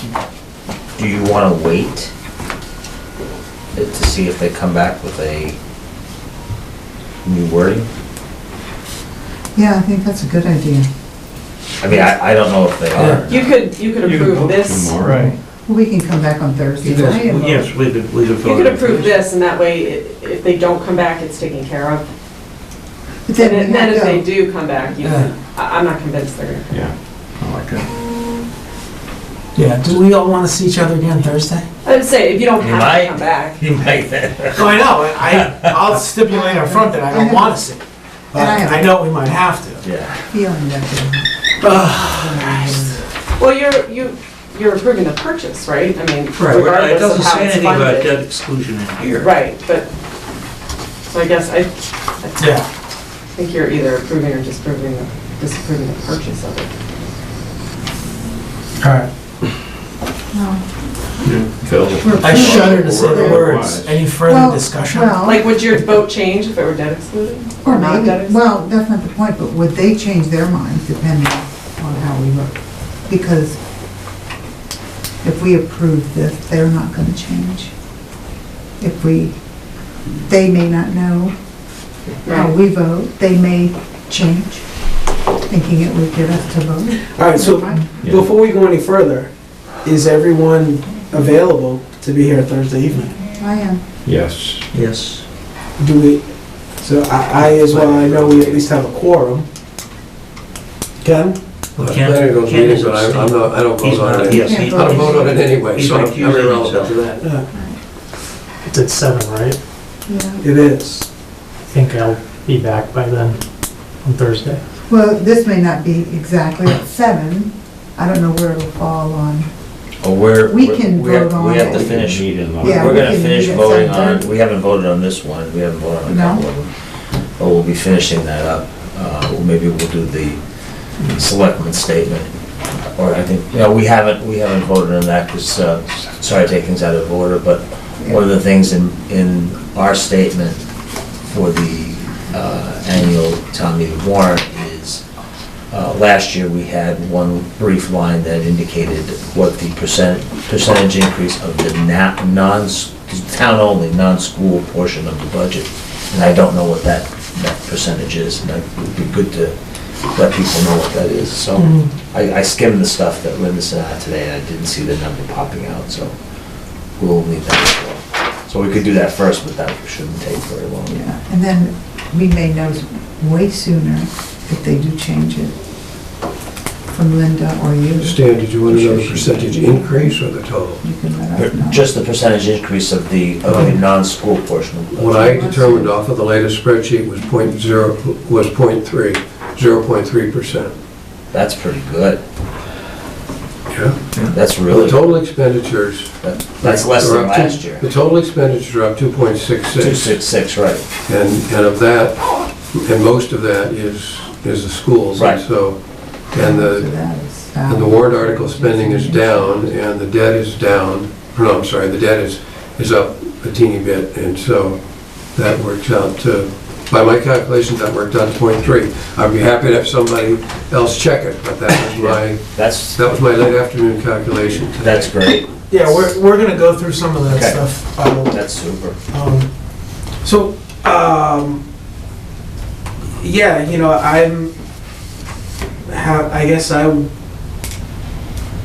my thought was they weren't necessarily gonna come back, they weren't gonna necessarily rewrite, but who knows?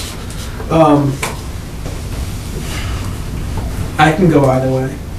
What would you like to wait and vote on this on Thursday? I'm concerned because I want to make sure everyone is here. So, Why don't we vote? Thursday at 7:30, I think would be, then you have the most information, and we don't, we get to see everything that they've... Does that give us enough time to post our meeting? we already posted. Oh, that's right, it is, okay, all right. It's a joint post already. 7:30. That should be fine. 7:30. Yeah, make it 7:30. All right. So we'll again. All right. So similar to the other articles, we were talking about Article 35 and 36 at the last meeting, but we never actually voted on them. We were just voting on the number and getting them into the warrant. So Article 35, Wilder Road, 60,000. Questions, discussion? All right. Entertain a motion to approve Article 35. So moved. Second. All those in favor? Could I make one point? Sure. The word borrow is in there, but I want to make sure before we vote that there's an agreement that if this is required, that it will in fact be borrowed. Because it makes a difference as to how I vote. So I'd like to know that. Borrow versus...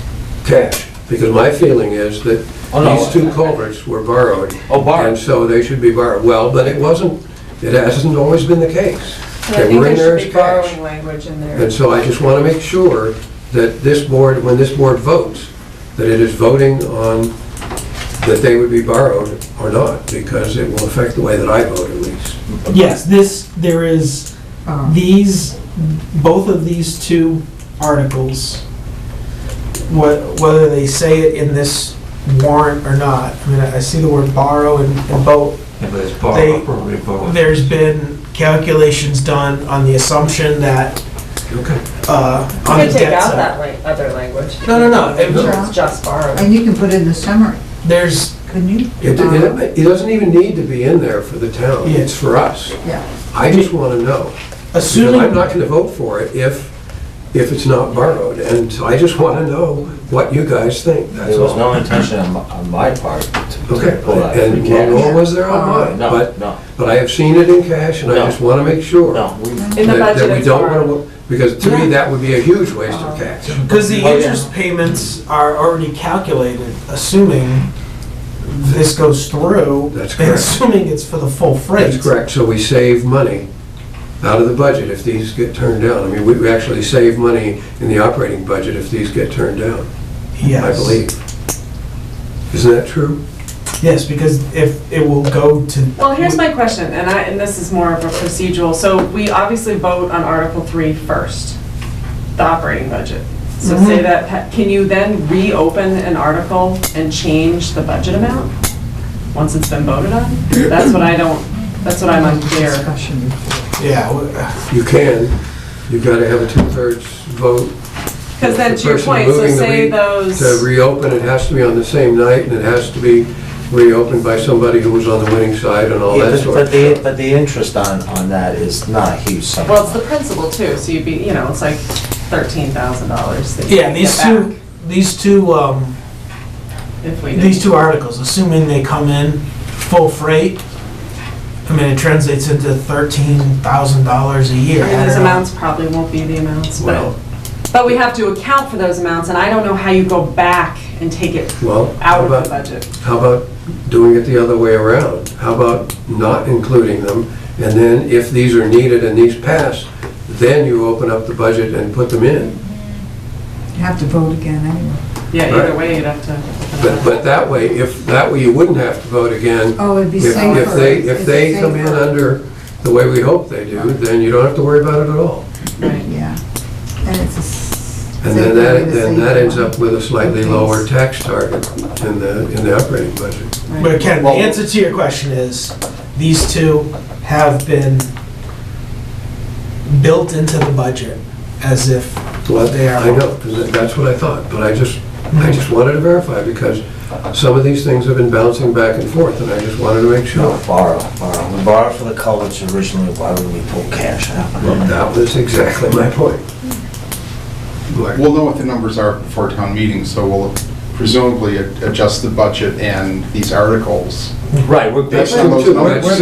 know. That's a very good point. We're gonna That's a know on very the good point. 24th exactly. That's a That's very good true, point. so we can just change it Yeah, so before the vote. we can make the Exactly. adjustment right during the budget vote. That's a good point. That's great. Yep, Okay. yeah. So just leave it with it. All right, so on 35, we have,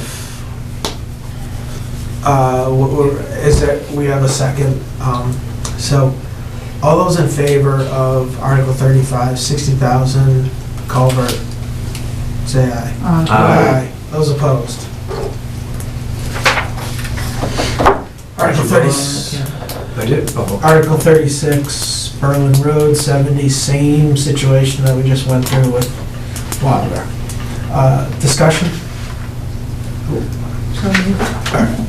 Yeah, entertain a motion to approve, so there's Connie's, anyone for a second? Second.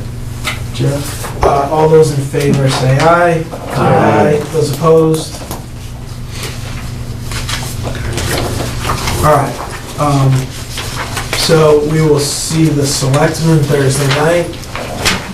That's fabulous, so looking forward to. You love it. Yes. Oh, by the way, speaking of selectmen, I don't know if you've been told, but your staff photographer is going to take your picture before the meeting. Yes, Linda informed us. Get all gussied up, boys. Well, you don't have to, but you just. Or, yeah, you just or need to look know. like schlubs. It is what whatever it you is. want. All right, so, Going to Mr. Tux tomorrow.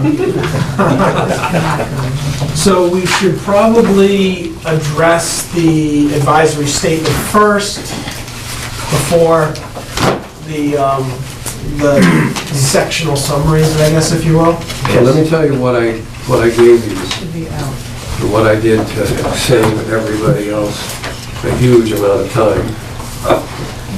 So the two tables, the revenue table and the expense table, are now equal to the budget 101, or whatever it is, the 27th budget. Now, you may, I would invite any of you to go through the numbers and verify, but these numbers, in my belief, are correct from what's in the budget, and the calculation of the increase or decrease and the percentage are all also what's in the budget.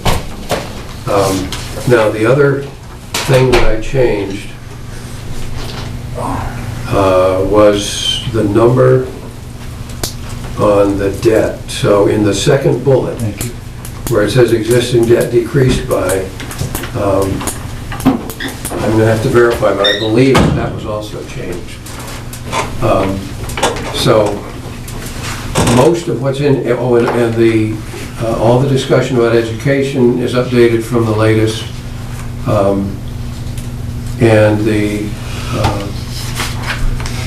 And then on the other side, under expenditures, the projected 18 expenditures of the 657,483 is also updated, although I see that's incorrect, so that was wrong. So the table is right, but the others need to be adjusted.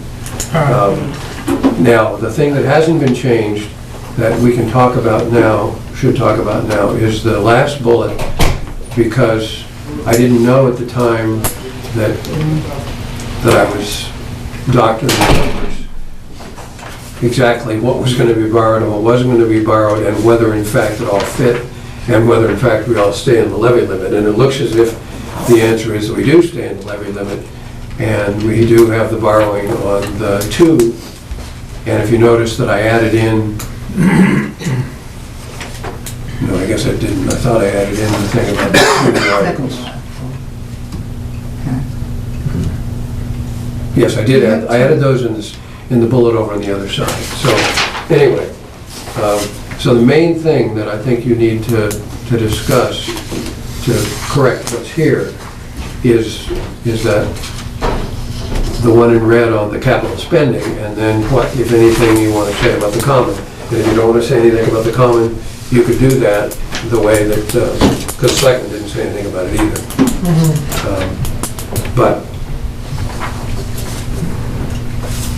I'm not bragging or anything, but it was a lot of work to do this, let me tell you. And I had to go back when I got the second version later in the day and redo it.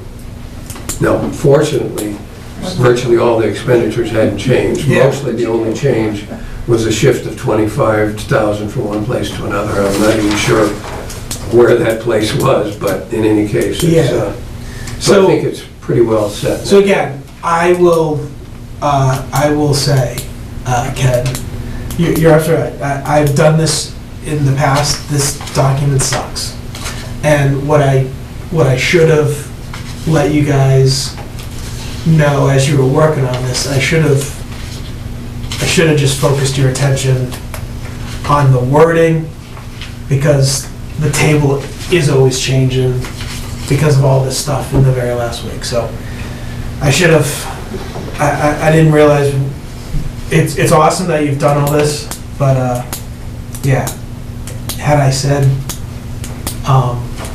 focus more on the words, less on the table, because these things do change. So the expenditures table, definitely. I'm looking at everything. All those numbers line up with this most updated budget. Ninoshka, are you looking at this as well? Mm-hmm. All right. On the expenditures, total operating expenditures.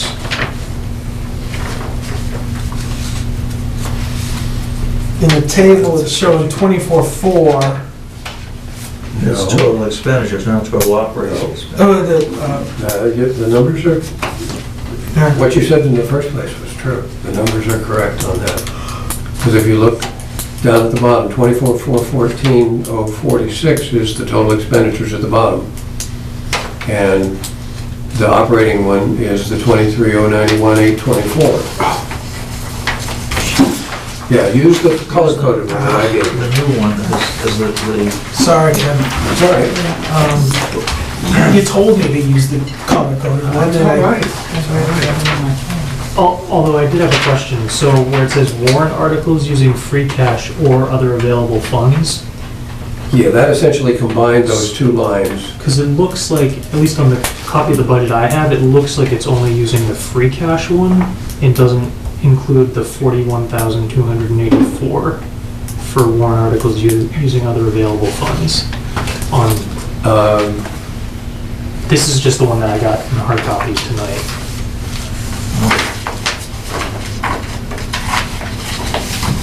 Yeah, the number doesn't, you're right, that number doesn't seem correct. That should be the 5, whatever it is.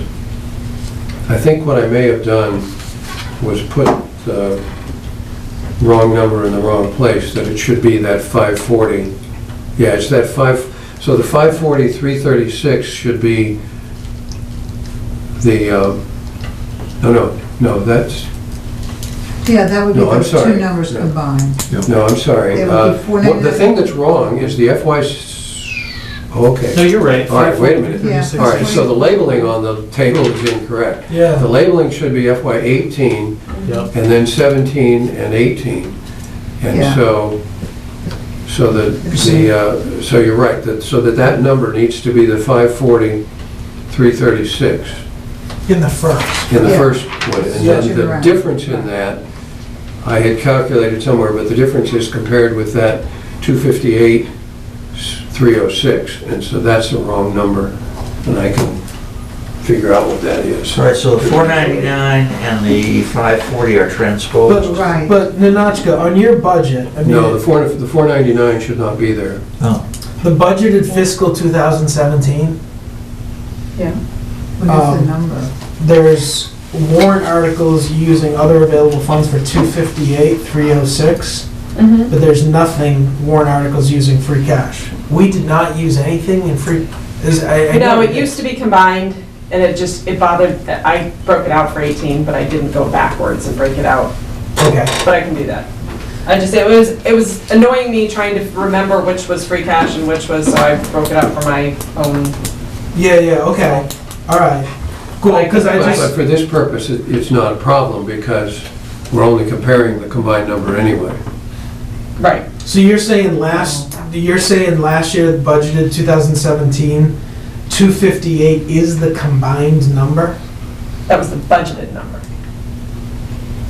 All right, I guess. I mean, that's what, all right, well, I'm just trying to, yeah. using available funds, yeah. I mean, we borrowed $1,080,000. Yeah, so that 258 is the Is the combo? combined, right? Yeah. Jesus. All right, so, Okay, so it's, so Ken, that will allow you to do the, all right. okay, so then that is, excuse me. I do have a So that's question. 282,030 would be the middle.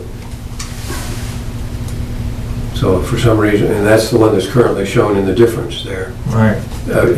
That's what it is that difference should have been in the middle column, and then, so everything should be moved over one, and then the percentage put in, which is the percentage Gotcha. that she has in there, which is minus 84.02.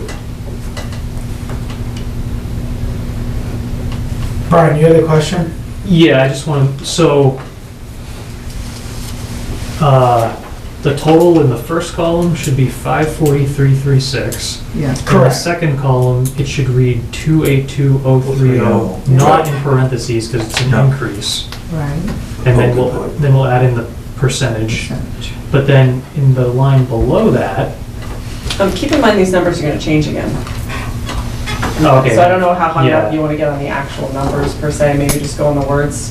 Well, I was just gonna say that, whatever our number for FY 18 ends up being for warrant articles borrowing, I think it should be, the number in column 2 should be in parentheses, because it's gonna be a decrease. Because last year we borrowed over $1 million for warrant articles, and this year, at least currently, we're budgeting $671K, so Yeah, that's I mean, gonna definitely be a decrease rather than an increase. Yeah, and I think that's one that I did not, Yeah. that I did not get to update or whatever. So, you know what, and guys, and this is exactly it. I just finished talking about, and I wasn't even thinking, Nanashka brings up a great point. We have the budget, we just determined, last I knew, ambulance was still free cash. It's now been moved to available funds. We've done a couple of things tonight. And so, it's not gonna be big changes, but The table should be, yeah. But I also have another, hello. You're welcome to just hang on the No, it's table. All of it, I just realized we just lost everyone. I know. Yeah, so you can sit right here. Wow. All right. So the ambulance, this is my, there's some confusion for me. on what we were taking out of ambulance receipts. Were we taking 100 in total or 75? Last I had was 75, but Because I was thinking it was 100 and then, Well, by the way, we have to go back and vote Article 3. we have to do that Thursday night, yeah, we don't have the numbers yet, because we don't have the final numbers. which is part of that Article 3. Yeah. Is it 100,000 from ambulance with 25 going to the SUV and 75 going to the operating fund? Or is it 75 with 50 going to the operating fund and 25 going to the SUV? I couldn't remember, which we talked so many times. And everything has the same number, everything's 25,000 or 50. Right now, we have 75 in Article 3. Right, so I'm doing it like 100,000. And that's the way I would do it. So I didn't know if you guys, I viewed it as an extra, not as part of the 75. Okay. No, I see it as a 100 coming out of it. okay, all right, so that's Yes. the way I had it also, but Okay. I wanted to make sure that I was correct in that. Yeah, but so Article 3, I don't remember. Has 75,000 for operating. yeah, And why is it that we can't vote on that? We don't have the actual operating budget number. Yeah. But my question remains. oh, meaning like, we vote on it and then whatever they plug in, they plug it in, is what you're saying? I remember that. Yeah, I guess so.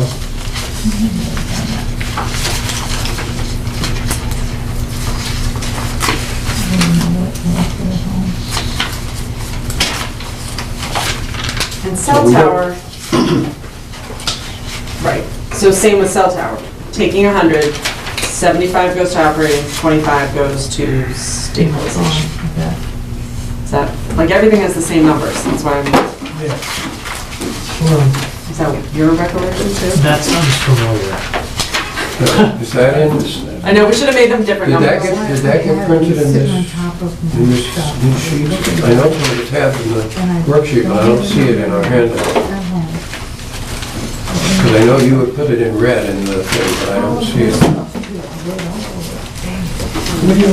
No, I had all that from the meeting with Marty written down, but What are the I left minutes? that.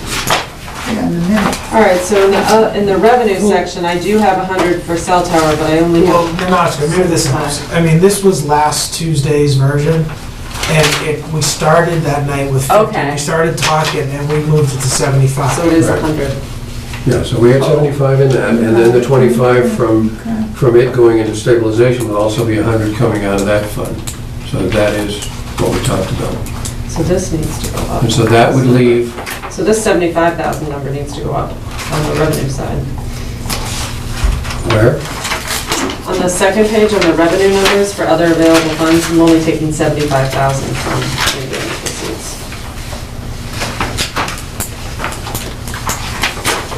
Yeah, so we moved that, so that we made the ambulance 25 tonight. So yeah, it would be Yeah, 75 on top of the 20. That's right. Yeah, 100 That's right. so it would be 100. from each That's right. fund. Yeah, Okay, yeah, Which one? all right. So tomorrow, I just want to go through my spreadsheet and make sure that's all yeah. flowing through to every All right. part. Okay, that's good. Okay. So, yeah, I mean, so, Well, and also, my man Brian here found a math error and got us $3,700 more. Yeah! oh, that's, Earning his keep right here. all right. So that'll change. That was another point. So, you know what? That's what we should probably do, before we spend any more time on the advisory statement, because we know the table is gonna change some more, and we know some of the numbers from the table go into the wording. So let's first all just go around the table and check with the budget, because I did ask all you guys, and we could take just an eye's view of the budget and see if we found anything. So, let's do that. So Brian, we'll kick it off with you, if that's all right. Sure, so, well, I had a lot of fun over the weekend looking at this, not as much fun as Brad. And I saw that in The Economic Development Committee, which is 182, page 9. There was just like a weird cell addition I'm sure it error. was a copy error, copying all of those. So the total economic development budget should be 1,000 instead of 4790. Holy cow. Wow. Yeah, The amount of time that I was looking at this weekend. oh, me too. I've looked at this Bill- 1,000 times. To build this, so, yeah, so this is it. All these numbers just constantly change, right? This summary thing. Holy cow. That's, So I did go back and check all the cells, okay, right now. And everything else. Yeah. And we All checked Did that. you want to mention the, Oh, the audit. Good news on the audit, we got actual proposals, real proposals, and there is, we threw out the higher ones in there, but there are a couple that are still 16,000, so we can drop that back down. So that's exciting. all right, so It's almost 10 grand right there. accountant, 135. No, those are not in the budget sheet that was distributed No. today. All right. And so those will Now, where reduce does the amount of free cash that has to be applied to the budget. Yep, Mhm. now where is the audit, where does that show? 135. 135. Line 503.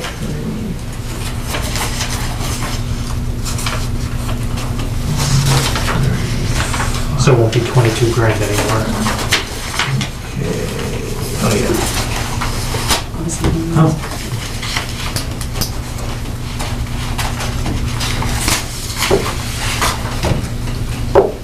Yeah, my first question, and I actually did go back through the minutes when I first saw, when I was first going through this selectmen on wheat. They actually, it is 7,000. They increased the cost of Yeah, I remember that program. I So, remember that discussion. yeah, and I did confirm it, and, but that was so that is legit. I was just on low. We talked about that Yeah. at night, too. Yeah. So you're saying that, No, you're it's saying that's an prior. error that should have been in there? No, it is in there. It was, like, I just had that number 5,000 in there, and then when I saw 7, I'm like, wait a second. So I did Oh, go see, it's back. over there, the proof. Yeah. I guess the one thing that I found that I just wanted to make sure I understood fully. If you guys go to ambulance 231, and I know we were moving various things around and we were collapsing, right? And Ken's minutes were extremely helpful on going back and piecing this together, right? But we've got the cadet EMT training shows a negative 13. Because we moved 8. that into another, Exactly, we moved it right. to cadet EMT cadet program, I believe. I don't know. I'm pretty certain, I and it have the shows, notes in my office. yeah, and it shows That's why it would show a 224% increase, but it shows, but it's 12,886, and I would have thought it would be 13,820. I do remember something with the 60 though, like we brought that 60 down and then we brought added it it. back up. Yeah, like a different 12, we brought it down by 12 and added another 12 to it. I don't know if that helps at all. But It just Yeah, so, That's all yeah, it because we is. brought that down to 48, right, and then we took probably, And yeah, we reduced one of them, like, we actually cut. Right. their We estimate. zeroed out, I think we made that, we cut that down to 12 And then might and have put it put it- up there. No, and that's fine, but, Yeah. so the other Yeah. one, I mean, So the number's wages, right. wages EMT shifts, right, shows a negative 12,000, and then on the following page, ALS services 12, like, there's a perfect minus 12, and then we got plus 12. I think so- there were a couple 12s though, if All I right, all remember right. correctly. All right, And again, I'm not saying anything's wrong, I just wanted to raise the discussion. I Yeah. think we're all set, because we talked a lot about it, and I went through Ken's notes over the weekend. Right, and But- ultimately it went up 0.5%. No, yeah, exactly, and I know, I remember walking away from ambulance thinking, she came in and she got what she needed, but at the same time, the accountant and treasurer got what they needed, which was, you know, collapsing and consolidation. And so, that is, that's what I found. Was anyone else find anything? I have one more thing. Wow, you had a... No, but this is more, we still have a miscellaneous, and I don't remember I was here for this, but under Human Services and Safety, her entire budget is called number is that? miscellaneous. Yeah, It's 590. I don't know why. I mean, we could call it. That's right, I was Yeah, not here that's the just- day that she... It's basically publishing her Oh, yes. I mean, directory. I don't know if you wanted to, It's really, It's not really far you. off for being. Yeah. Excuse me, why, either. right, No, it's printing, updating. purchase of services, it's not really. I think that's why, no, it wasn't really any one particular thing. That's fine. And I think maybe where that is one department, one line, I don't know. Yeah, that's a good point. It's not like we have to distinguish it from anything else. stuff. Okay. Right, I know we're trying to get away from the miscellaneous stuff. Oh, what else could you call it? I know, that's what I was trying to look at. And you know, you've succeeded in a lot of places in the budget, so you Yeah, I think this is the clarify last around one. that. Well, we have a miscellaneous programs in, Yes, oh, here, yeah. Yeah. Yeah, it's right. we do have miscellaneous program. In the library. Oh, yeah, those are, yeah.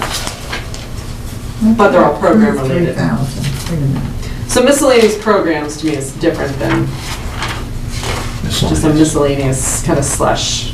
I mean, they could just say programs, you know, I was just doesn't even gonna have to say say, yeah, Either library programs, you know, or, Yeah, just program. yeah. I mean, it doesn't even have to really say miscellaneous in front of it.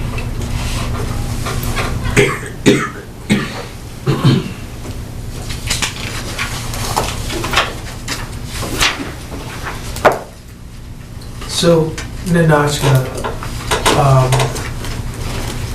there's gonna be some updates to this budget. And then, knowing where we are, we got a selectmen's meeting, so they need, we're gonna need everything. Well, so, What is still up in the air that could so what do I do cause- about the common?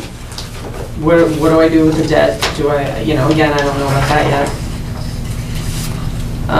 So I'm not really sure what to do with that. And are we putting the culvert debt numbers in, to your point? Like, do we? They're already in. No, I know. No. But we can suggest that. Actual. No, I think this, I was just jotting down from my notes, I think the solution that they pointed out is that they will know what it is before the town meeting. Right. And so when you get to the budget article and go So through leave line it by right now. line, they will take those out and Right. say, we were successful, these go away, these later articles will also go away. And so it gets adjusted, they adjust the bottom line of Article 3. Well, and you'll be on the stage with your calculator anyway to get that number at the end of the run through of the budget, and so then they'll be all set. All right, so I'll leave those in there. I don't know what to do about that town common. I need direction on how to put it in the budget. You're not alone. You know, because it will change our levy limit, it will change. So I mean, I just have to wait and Well, see what they come back. Exactly, no, exactly, that's right. We Unless know Ken's what, idea was right and you wait to see what happens on town floor, then you go back No, to that- line 3 and providing we already decide on how we want to no, put a exactly. band, right? Yeah, but do you, I don't necessarily want the whole budget failing. Right. No, that's true. What if it, why would it? Same people who approve it, they'll approve the budget, I would think. Wouldn't it? We've got enough people to approve purchase of the town No, common. well, when we start, They'll all Get- leave and then. That's why it's That's near the true. end. I think procedurally it gets complicated. Yeah, I don't know how that especially works. No, but to Ken's point, you know, we were gonna deal with something else, or try to, I don't know. But this debt exclusion is different than, because that raises the levy limit. So if I take that out, we have to use more operating free cash. Because it'll reduce the levy limit.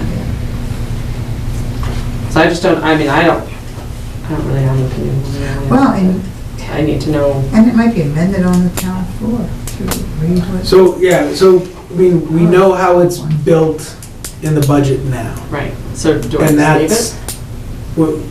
that's, yeah, we leave it until, We hear differently, I guess. and, yeah, the discussion that took place tonight was, Not promising. well, not, I mean, there was a clear direction that I received on how this was happening based upon the conversations that No, were that's taking what I meant, not place. promising that the Yeah, language and would so change. for That's them- what I'm saying. Them coming in and, you know, opening the way they did, Well, it was my and- understanding they provided information by the town administrator on how it needed to be done, given the way the budget was done and the way everything was prepared. So, I don't know if it's gonna, yeah, you're gonna have to wait to see what takes place and how it's written, if it is rewritten. And then, So if it's not rewritten, do I still leave it in as a debt exclusion? that was my understanding, because that is how this budget has been built. Right. Wait, I don't from the understand. get-go. I don't But you understand know how that what? would work. When that is the That's how we- conversation, Dawn, you know what? We'll see what takes place over the next 24 hours. So, Well, can you make sure that, What's your question? My concern is, so what I don't understand is, if we have it in the current budget built in as a debt exclusion, but the current wording is not debt exclusion wording, how do we leave it in as a debt exclusion when we actually don't have anything to support the debt exclusion? We don't have any actual legal Literature, nothing. mechanism for that, and so Right. That's my kind of. I guess so this is the other thing, and I don't wanna make a big deal out of this, but I looked at some of the older budget spreadsheets that we got, and there was not like a realized portion on the revenue tab, like we do when things are debt excluded, like right Well, I didn't put now. any of the debt in the earlier section, that earlier. the debt was just added last week. But to my point, this operating assumption, I don't think has been clear. It certainly wasn't to me. And so that, I think I understand where they're coming from, because I didn't know that was how we assumed it was gonna go down. And I thought that if there was an assumption one way or the other, we would have discussed it. But maybe it's because I also don't know that there's like a practice of land being treated a certain way, but that was news to me. Yeah. If I may, the warrant and the budget, as they are voted, are essentially presented to the town by the selectmen. And so, if you build into that budget the assumption of the debt exclusion, then it would seem to me that there are two courses of action that could lead to that. That if they leave it the way that it is, then presumably one of you or one of them, one of the selectmen, would make the amendment to put it in there. And if it passes, then what you had in there works. If they turn in a new article, then what you have in there works. So in effect, you've already covered 2 out of the 3 possibilities, with the only possibility being if they leave it the way it is and they win, then you got to make an adjustment. And it doesn't seem to me that so I would leave it the way that she has it. And carry it forward that way and what see what you happens. just described was exactly how this has, all the discussion, you're right. That was basically So what Stan was when- saying before. It is clear that I wasn't bringing that discussion back, and that is on me, but the amount of time spent, I mean, look at the look on her face. She's sick of talking to me. It's between Stan, Dawn, Donna, Nanachka, me on all of this. So, yeah. But that has been, especially, and again, I don't even end up looking at the language in the warrant. You know, That's me too, I think I that's wasn't looking what at I the look- language either. I look at That's the, truly I look what at the numbers. I look I at wanna the sit here number, and think. Okay, but, and Yeah, I then feel the same. but it- I have in my head, is it a borrow, is it That's a it. cash? and again, this will be a topic we take up in a few months, but that's what I think we need to talk through, because somebody does need to look at the language in the warrant while you're looking at the numbers. Yeah, there needs to We're be an 6 autopsy. people. Yeah. And we True, have, because it's true. and the town has And support then- staff of 2, plus the town administrator. Amongst all 9 of us, we ought to be able to Yeah, no, manage this it- process to stay on top of how all this is going. Because I think Brad is correct, that it was never, ever mentioned that should have been debt exclusion. It just never was. Now, maybe everybody intended that, I wonder and if they we just should- assumed it, but it was never mentioned. So, I wonder if we should do capital articles first next year. well, or in parallel, either way, but you're right. I think we've got, think they we have to be waited too done, long. they have to be done earlier. There's just no question about it. And So- if that means reorganizing the way capital planning works, so be it. But just keep in mind that the articles, that what Don puts out to the departments is that the articles have to be submitted on December 9th. I think we need to hold people to that, And- that if you can't wait, the school, I mean, what, March 20 or Exactly. something? I mean, that's, Yeah, they and shouldn't be so- allowed to turn it in. Yeah, and so what should have happened is How that can we force you them? don't accept any of that. You don't, and if, Harold got a bunch of things in, a number of people got a bunch of things in around then, because they submitted those sheets that we had. But it wasn't as explicit as it should have been, and you don't, so you had to infer from it. One of the things I did in early January, I think it was, that I shouldn't have had to do, is that I went through all of the materials that we had been received, and I made a list of all the articles to try to figure out how many money articles we were going to have, what their dollar value was, whether or not they should be borrowed and things of that sort. And that should be That's done gotta right up happen. front. That's got to happen way up front. Because it does affect how you budget. Yeah, I think that's. and you can't just not put it in until the last week because we're working on something else. It's got to be there. And it's got to be there in the same way that all the requested budgets are in there. All the articles have to be in as requested numbers. Maybe there has to be firmer. And then you direction to work get down capital from budgets there. in.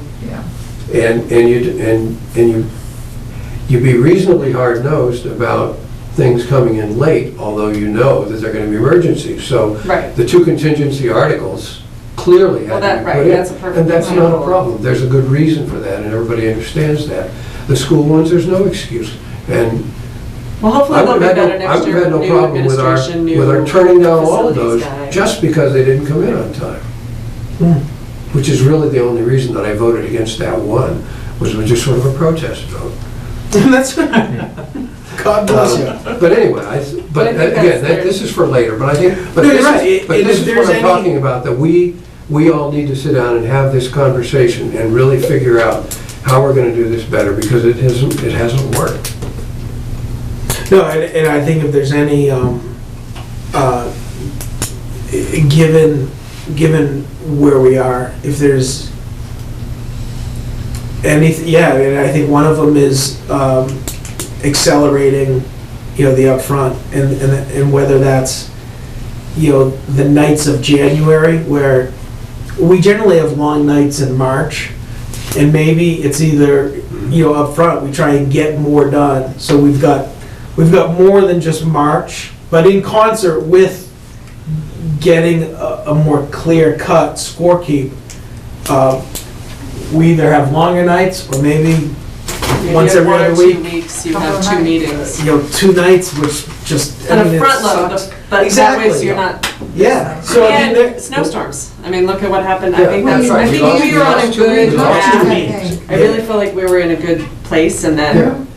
Yeah, so no, I mean, I think, so there's a lot we can talk about, but I think that's also one other thing that's on the table is try and front load. And Ken, I know that's what you were trying to do by saying, I don't even need to talk to this organization because here was their number last year and here was their number. That's So, Because if you don't spend the 15 minutes with them or whatever it is, that's time you could spend on articles or whatever it might be. yeah. But I think, well, we should defer this discussion Yeah. because we really should focus on what we have to finish now and then discuss this later. There are a lot of ideas that I'm sure a lot of us will have as we have a brainstorming session on all this. All right, so let's focus on the wording of the advisory statement. Do you need me for this? Do you want me to start? No. I should. Don't call me. Go home. It's up to you. Well, okay, you insist. All right. Thanks, that's good. Call me with any questions. Yeah, so guys, just to kind of set the stage, I mean, so we're going to be here Thursday night.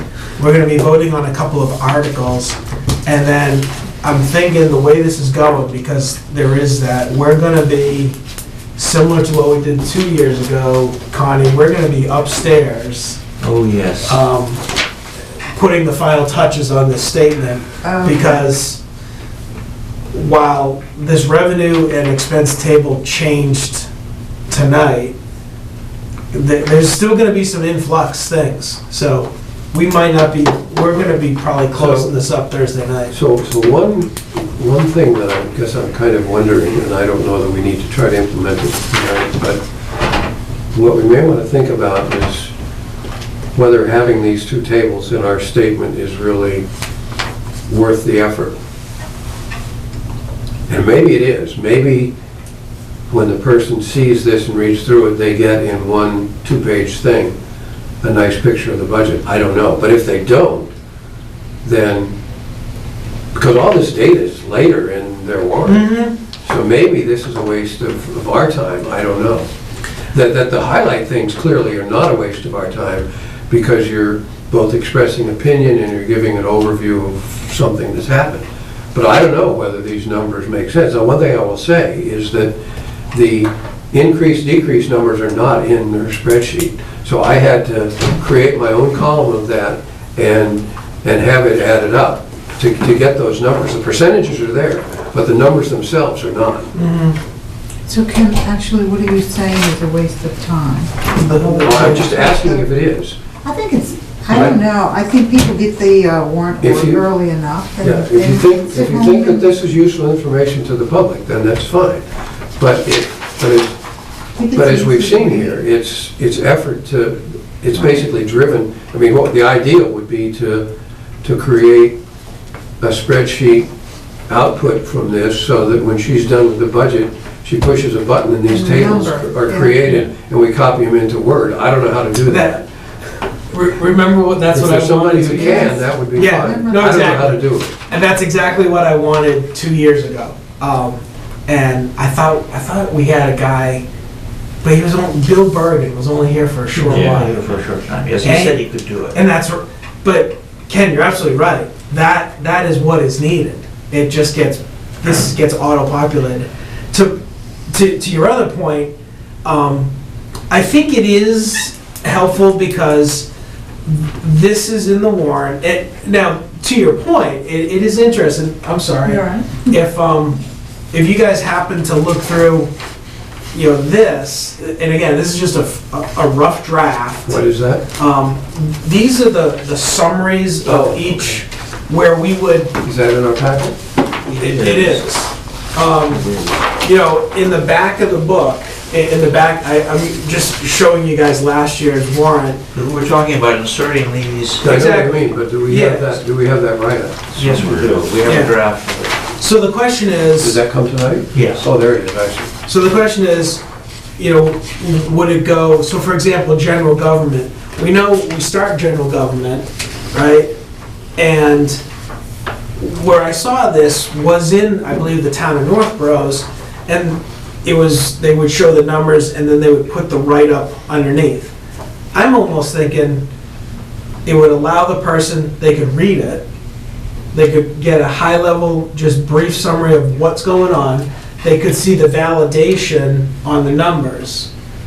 Because on the flip side, if they went down, they saw something, you know, and I'll just go to, you know, DPW, right? We know DPW, it was overscored by Harold's salary, right?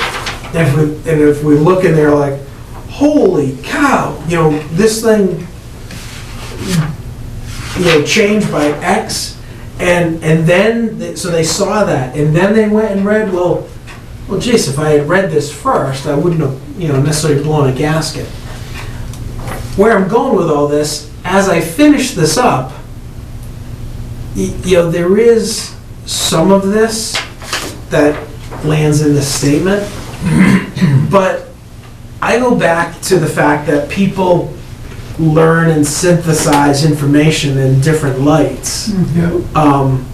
And also remember, guys, when we're all finished with this, you know, this come Thursday, you know, the next project that we have is the PowerPoint presentation, right? Yeah. The PowerPoint presentation is really, is for all intents and purposes, it's this thing right here, right? And again, that's another way, because some people want to see it, and they can get it, and they can understand it by way of a pie chart or a graph, as opposed to this. So, personally, a long-winded roundup here, yes, it's a pain in the ass. I do think it's worth it. I do too. Yeah, I like Your dashboards. PowerPoint is gone, Dashboard. and this is gonna be in the book. Exactly. Or, you know, they might go This- back and that's look right. at it This is in the later. book, I don't and know. they get a chance to look at it in advance. In advance, and The PowerPoint, they only see that night, That's you it. know, as I going think the on. text should go before I agree. the budget item. Yeah. I mean, in the presentation of the budget, you start off with general government, and then the Yeah. numbers follow. And guys, I'll tell you right now, all I did, and this is very rudimentary, so I literally, you know, spoke into Siri because I've got this friggin' compliance department coming down on me on using my laptop. So I'm talking into my phone, you know, relaying these. Because I'm reading off of Ken's notes and then looking through the budget. So that's how I piece this together. So, Is it possible to do it as bullets, do you think? well, that's it. I'm open to really anything. I just wanted to get this, you know, down for us to have a conversation on.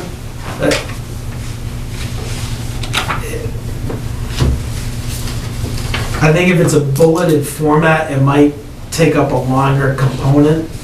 And again, that was the other thing is, I didn't want to be the one to impact Nanotchka's spreadsheet in any way. So I thought the best way was stick it in a Word document, and when we're all finished with it. Yeah, she said that. She said they could combine those together without any real problem. But that is a good point. And he didn't have it. So Just print it in. what you have on this page is what I took, like the main components of, or things that I thought were noteworthy that someone might raise as a question, and brought it forward to explain it. So,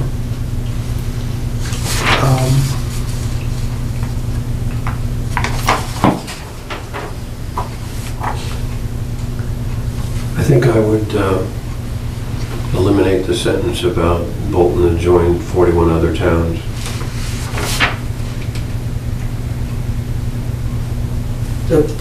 Where's that? under, It's in the general government, Oh, about yeah. halfway down the paragraph. Oh, yes. Because the fact that you've said that it increases in purchase of services is due to the fact that the software is no longer offered or supported, kind of speaks for itself.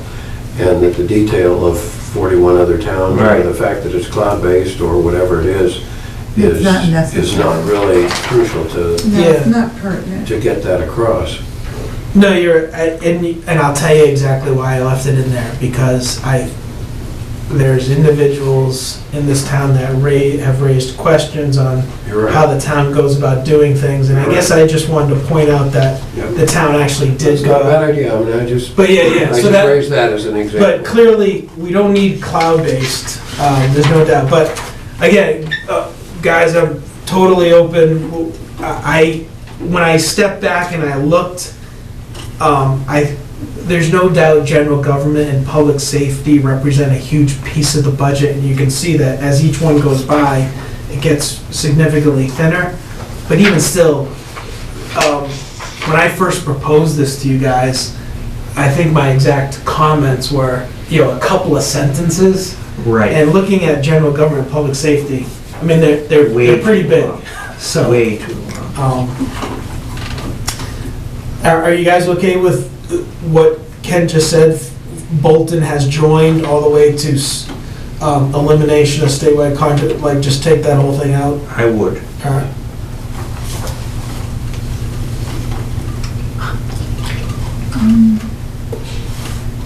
No, but the increase in maintenance is the collapsing of the repairs line and maintenance line being added.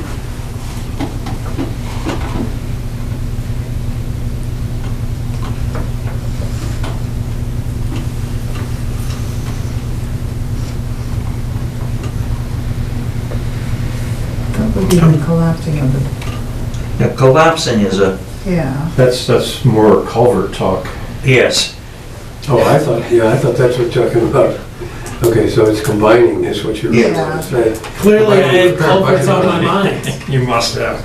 I don't even know where you guys are. I am so lost. Third from the bottom line there. of the, third from the bottom line on the general government. It's Wait a minute. it's your, The increase in Finding the maintenance, repairs line. it would say comes from, or something. And you just do away with. Comes from combining. Comes from Yes, combining. okay. Yeah, so the increase repairs line in, the increase in maintenance comes from combining 24 hours. repair and miscellaneous Miscellaneous line. line, take out the being added. So Take out being added. My suggestion was gonna be, so I think Brad has done a ton of work to Yes. put all this here.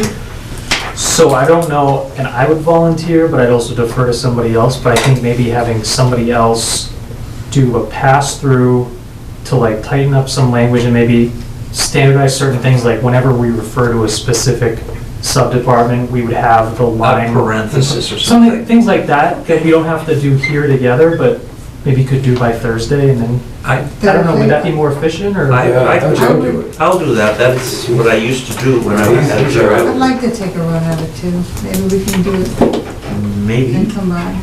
Arm wrestle. I'm an English major.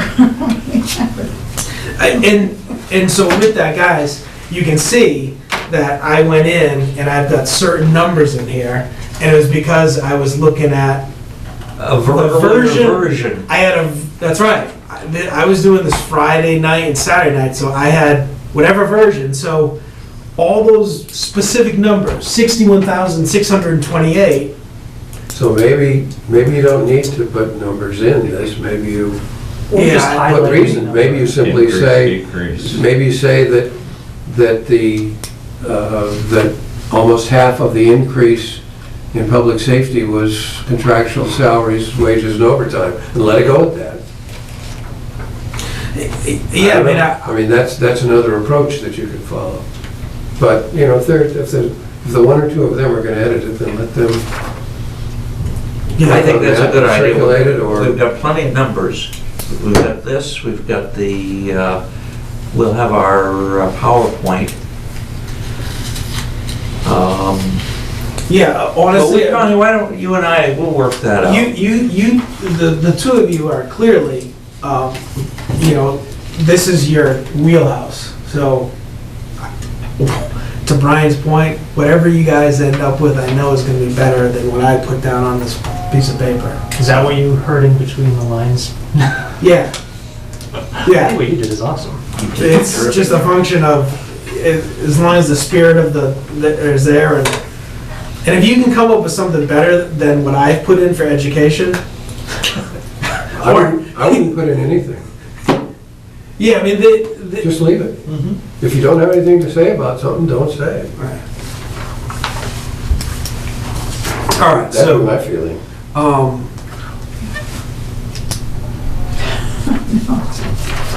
A lot for a person to take Okay, in, so not me, what else? but, you know, anybody reading it. yeah. So guys, so this is in an electronic version that Linda sent to us today. So Okay, I don't it's think in a I Word saw document. that. Yeah, so Linda sent out an email to us today. So just go to that Word document Okay, and have at it. all right. All right.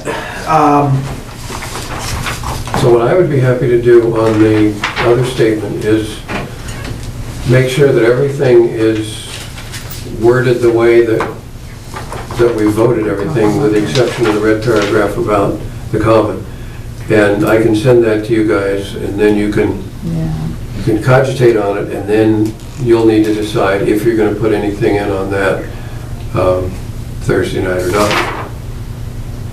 There aren't a whole lot of changes, but there are definitely some changes that we need to make in here. Well, And all of them can be covered easily, except that one paragraph. Aren't all of,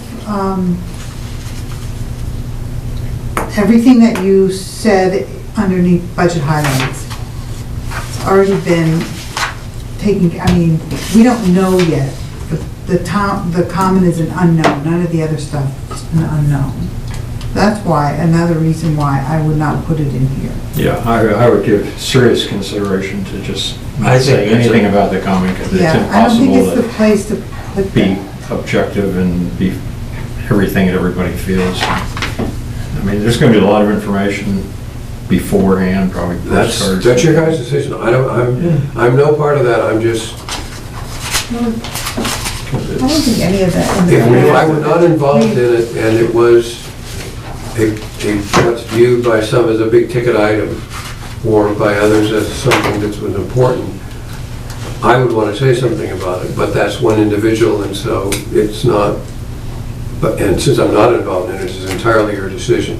So if you don't want that in there, that's fine.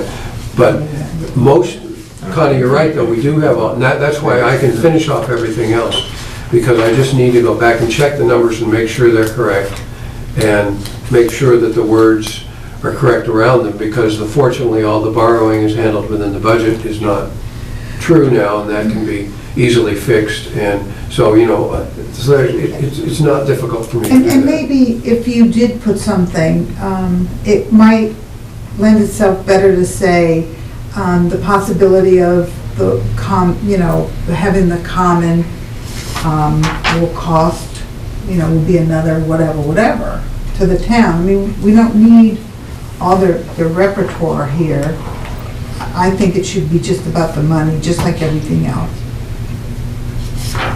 Like you have everything else. If you write something about the common, I would like to just see it put in as, this is a budget highlight, and this is how it will affect the budget, if it occurs. No?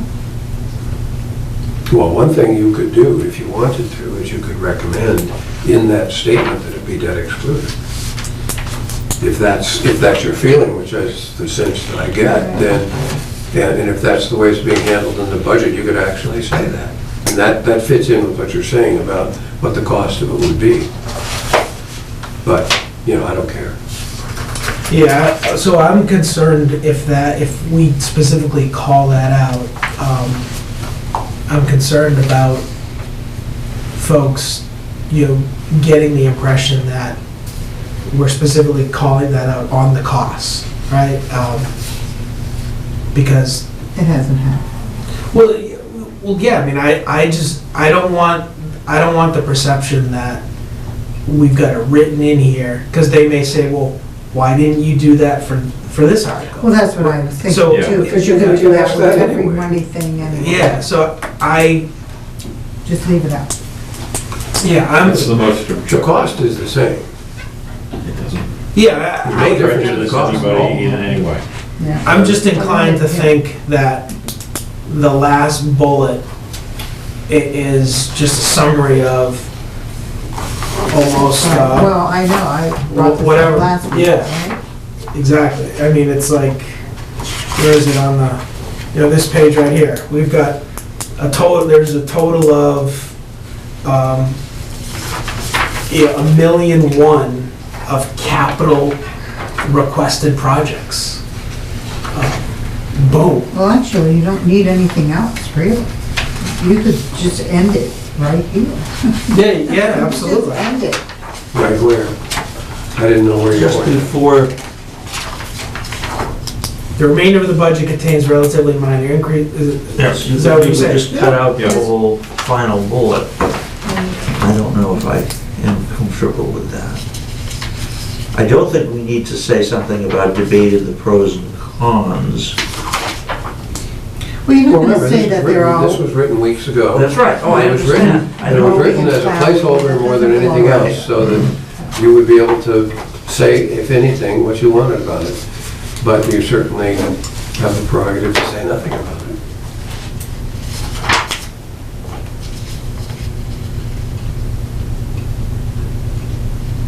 Any thoughts? And- But anyway, so I'll revise this and get it back to you as soon as I'm able to.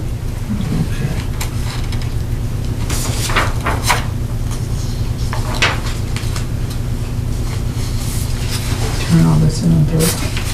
Yeah, I feel like Washington. We're kicking the can down to Thursday. Here we are. It's become the way to do business in this country. Oh, that's political, I shouldn't say that. It's all right, Joe. I started it. No, it seems like it's on the golf course. these No, days. I have not done last week's minutes yet. That, Ken, Other that is things that I all. was doing, but are there any old minutes that we want to approve? Yeah, thank you.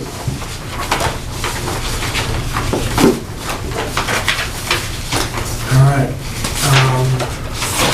And so are we meeting here, or are we meeting in the Houghton building? And that's what's interesting, like, I looked at the town calendar, and it actually says the selectmen's room, which is odd, because the selectmen made the call of having selectmen's meetings over there. The only thing I can think of is the need to literally to have Nanotchka there. So it is here? And there is a, Yeah, the town calendar. Yeah, it says Houghton Building. What it does? Now it does, yeah. Oh, For Thursday, March 30th. for the selectmen. oh What man, does it that doesn't. Where is it? In the it's whole, still in the Houghton building, I think, that's where. No, I believe you. Wow. Building. Oh, well, we'll have to meet in the front. But I think that changed because I had the same memory as you, Brad. But Well, jeez, wow. Yeah, I mean, I don't know, that's a tough one, because there could be some numbers changing literally on the fly that night, where it's almost like Nanotchka needs to be back here and we're making a phone call to her. But wasn't there one, they're in the Houghton building. one year when we were working upstairs while the selectmen were, I don't think we can do that at the Houghton building. You want to send it that way? These are minutes that we've all, they've made it around the horn. I guess that's why they're here for us to sign. I split the difference though. Okay. How's that? Sounds- How did you like that? That's the one, that was you. That was your meeting. I'm not even there. Look at that. Hey. Want to answer all of I'm it sorry, now? which one was that? What was the date? Oh, what was the date on that? The 24th. This one I may have missed. And that's March 24th, right? Yeah, this is February 7th. 7th. Did I hear snow for Friday? Snow and ice budget. Holy cow. Did you hear, oh, I heard on the radio today, some woman announcer said, Well, what? Snow Friday? No. well, I was please." flying back Must be from May. Chincoteague yesterday, and Where? Chincoteague Island. You were in Chincoteague? I was in Chincoteague. Chickadee. Not Assateague. Well, we could see Assateague, and I actually got to see the horses. Has the agenda been published yet for Thursday? But I was in a meeting Because for we had a 4 talk days. we had a talk about how we actually conduct whatever it is we're going to conduct. Should we start with them and go down the hall as a group to vote on things when they get to that point? Or do we want to meet beforehand and do various things and take them into their meeting, or what? So their agenda right now just has 2 items: review selectmen's statement and then vote remaining article recommendations. Okay. So they certainly don't need us to do their statement, but Simplifies. I think I gave them the one piece of information they needed to go in it, so I don't think they have an issue on that. But then that's going to mean if we're busy out in the other room or whatever, and I guess you need to give some thought to exactly how we orchestrate that so that we don't hold them up on the one hand and have enough time to do whatever it is we need to do. Yeah, I mean, so, So you might chat with either Stan or Don or somebody and find out exactly what you might want to do. Why don't we, before we leave, why don't we make, because this is what I did before coming tonight, why don't we make a list of the things that we have to do, that we absolutely have to do, and so that we can both prioritize them and check them off. The only article you need to vote on is the common, right? Everything. No, we got We got Article 3. Article 1, Article 3, Why Article 1? You mean Article 3? accept annual reports. We didn't do that? Let's do it now. Yeah. I thought we did it before. Do we even have to approve? I guess we do. Okay. Article 1. We approve Article 1. To I see it- second the motion. All right, yeah, see the town will vote to accept reports from Board of Selectmen Advisory Committee. So there's a move and a second on Article 1 to accept annual reports. All those in favor of Article 1 say aye. Aye. Those opposed? Okay. All right, so we've got Article 3, and we know the common as well. And then Article 30, whatever it And is. Article 34. So those are the only 2 articles that haven't been voted on, is that correct? That's my understanding. Yes. Okay. Mm-hmm. So what do we need in order to vote on Article 3? We need final numbers, but what are those numbers? What are we short on in those numbers? Yeah, so, well, there's gonna be, right now, they're at 75,000 each for ambulance receipts and cell towers. My understanding earlier tonight, it's 100, 100. That's not my understanding, because it's the 100 and 100 is what is being used from those, but 75 goes to the budget and 25 goes to something else. All right, In the case of cell tower, the 25 goes to the stabilization fund, and in the case of the ambulance, the 25 goes to the all right, SUV. so it is, So I think yes. those numbers are okay. Okay, The number that isn't known is line C.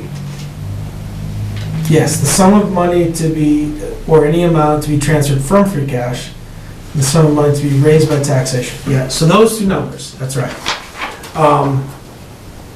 Okay. So, those 2 articles we need to vote. Now, is there anything else in the budget article that needs to be resolved? Because if not, then that can be done very quickly and easily, based on the numbers that she provides, because the taxation one is a subtraction anyway. Yeah, I mean, I know from past years, we have actually been making putting these numbers in and then voting that night. And I know Dawn very much prefers to have 3 kind of locked up as we go into the night. So that, it's pretty. Yeah, but you're right, we usually get the number so late, Yeah. and we wait for the number. We have, Well, that's still more or less gonna be the case, because she needs to run the last calculations based on the findings in the budget Exactly, and right. the moving of the 25 and all that. Yeah. So I think, so the bottom line is that will be effectively known by, tomorrow, noon at the latest, but it's also what is decided upon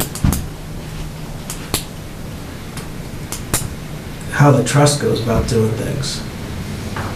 So. But that doesn't affect Article 3. no, but that's the, No, well, it's the amount. No, It's gonna, no, it doesn't affect Article 3. Well, couldn't it in theory? Like if they do, yeah, because it's the ban. But you don't, Changes the. but you don't, you don't worry about, if any article is defeated during the meeting, you don't have to go back and adjust the budget. What you would just have is a number in there that essentially disappears. It either becomes free cash or, in Yeah. the case of borrowing, nothing happens to Nothing it, so happens. it's irrelevant. Alright. and it, So I don't think it's a. that it has any effect on Article 3. I could be wrong, but that's the way that I look at it. Even if it's a. So we have Alright, to so do the the- Thursday, We have to do the statement, Yeah. yeah, and then we have to do the, what are we calling these things? Explanations? yeah, I just did sectional summaries is what I was calling, I don't know, whatever, Okay. so. Right. And then, is there anything else? And would you, we haven't voted anything, but do we want to have something in there of the, free cash level and some of the other policy things that we've discussed, even though no votes have been taken? In the same way that that all of these definition things got in there? But we haven't even finally. I know, that's what I'm saying. Yeah. So what you're saying is, you wanna try and, No, I'm just asking if it's important to have something about any of those in this document. but if I'm remembering, isn't it in our annual report portion? Like, didn't we include something like that in our statement in the annual report? We talked about We talked about it, the but fact we were working on it, but we didn't have any of the details in it. yeah. No, I shouldn't have brought it up, it's not important. it's too late at this point, I Yeah. think, to get it. No, that's, Yeah, so it's really then those 4 things, is the Article 3, Article 34, the statement, and the explanations. So so if you guys are editing the explanations, then we should have that done before Thursday night. Right. I'll edit the Tomorrow's Wednesday. I'll edit the statement and send that around, and I do go to work. so we can have that mostly done, and so we could briefly review that. And so the main thing that I guess you're gonna have to do is meet on the common and decide how you're gonna vote on that before the selectmen finish their thing. yeah. The rest of this stuff should be fairly Do you wanna meet fast, at 7? because you will have gotten all of this Because data taken care I of. think the consensus is 7:30, so Brian could be here. Right, but maybe we can, well, why don't, if you want me to take a crack at this, and I can send it to you, and you can look at it Huh? after we work on That Wednesday, sounds and then, That sounds great. we should probably, maybe you and I should get together at 7 on Thursday, Yeah. just to make sure we get it all. Well, Yeah, so we'll But they're gonna email each start at other 7, aren't and, Yeah. Yes, they're starting at 7, but they were saying that they were gonna delay our Portion is Portion. Oh, I didn't know that. So Brian could, Yeah, should she might not be here by here. 7. Okay, well, that makes it easier, at least. Yeah, For 7:30. discussion, we wouldn't necessarily be able to vote on things, but we can at least, Yeah. we could get together at 7. Yeah, I think we should be there at 7.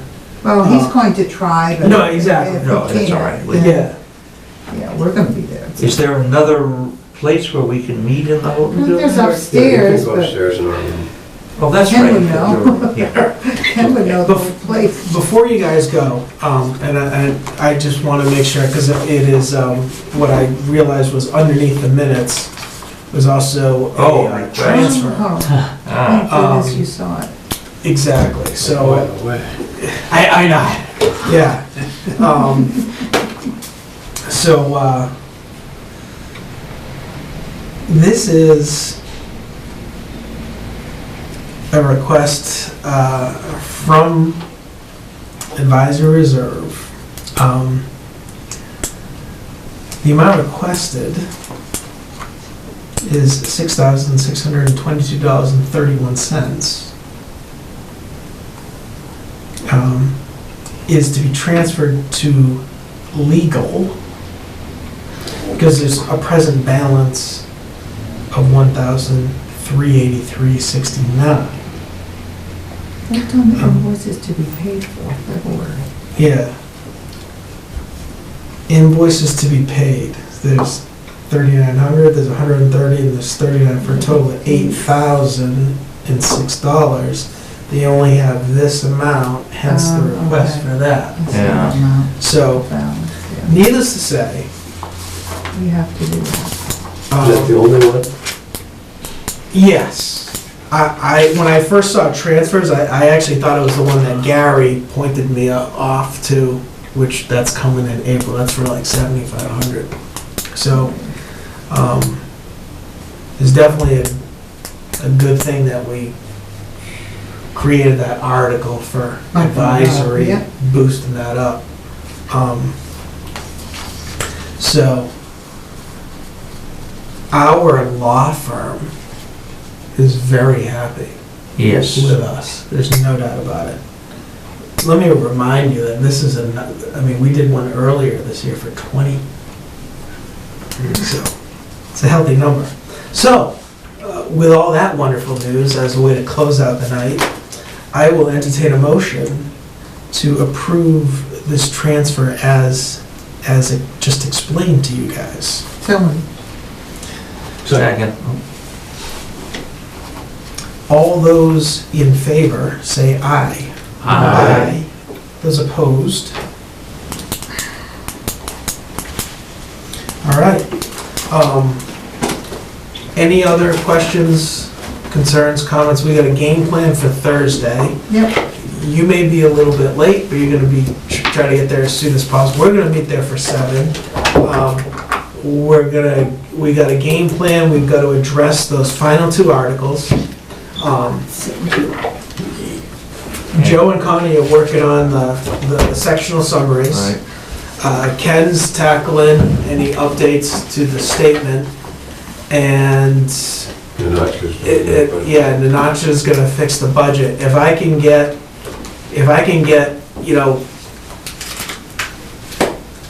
I'm hesitant to try and get a budget out to everyone for tomorrow, because I'm concerned of what may happen again. It would be nice if it could. Yeah. So I'll see if we can, but I guess, Ken, I'm concerned that if, yeah, all right, we'll do that. I guess we see each other. Is there only one? No, there's 3, yeah. I gotta fill it all up. But you had My a only question comment. was, is there a schedule for the rest of, like, the weeks before, for our meetings, before town meeting? Like, are we gonna talk about how many more meetings we need to have, or are we just every Tuesday and we'll fill in the agenda as we go? You know what I'm saying? Yeah. Good point. Like, we don't have to decide that now, but I thought maybe on Thursday we We're could gonna talk think about about it it. on Thursday. Yeah. You do have to resolve set up the PowerPoint and who gives it and so forth. Yeah. I would like to have next week off if possible, because I have to have a meeting with the Conservation Commission, and so it would, if we're gonna take some weeks off, which would be nice, Vacation that week would be coming up. a nice one to take off. Yeah, and I'm gonna be away on the vacation week. Nice. Okay, well, why don't we meet?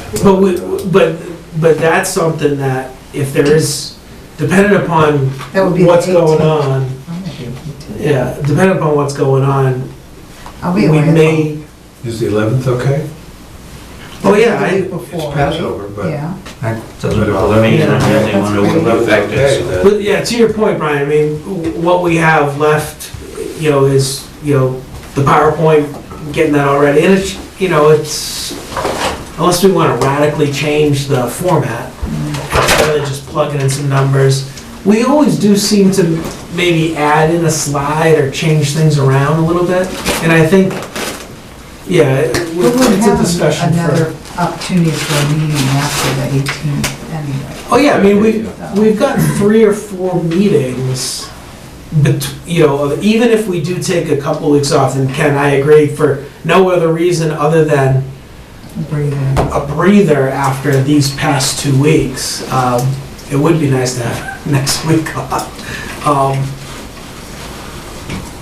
Yeah, I mean, we've got the opportunity, and there's nothing to say that if we can all agree, it doesn't have to be a Tuesday night. That's true, too. The bottom line is, we've got a month to put together a PowerPoint presentation that we know is pretty much, 85% baked. It's just changing some things around. Right. So, Did Craig, when he did the cash flow chart or graph, did he give you the electronically? Or? I'm not sure if he had that and then it just blew over a graph. That was useful. It doesn't mean we have to do it again. yeah, no, I have that version somewhere. Okay, so we just have to add, hopefully there's a table that Yeah. generates the graph. Yeah. All right, so, if nothing else, we'll see each other Thursday. I'll, Really good. entertain a motion to adjourn. So moved. Second. All those in favor say aye. Aye. Thursday vote. Yeah, I wasn't supposed All right. to eat. Have a good night, everyone. I took it. So Brian, you were concerned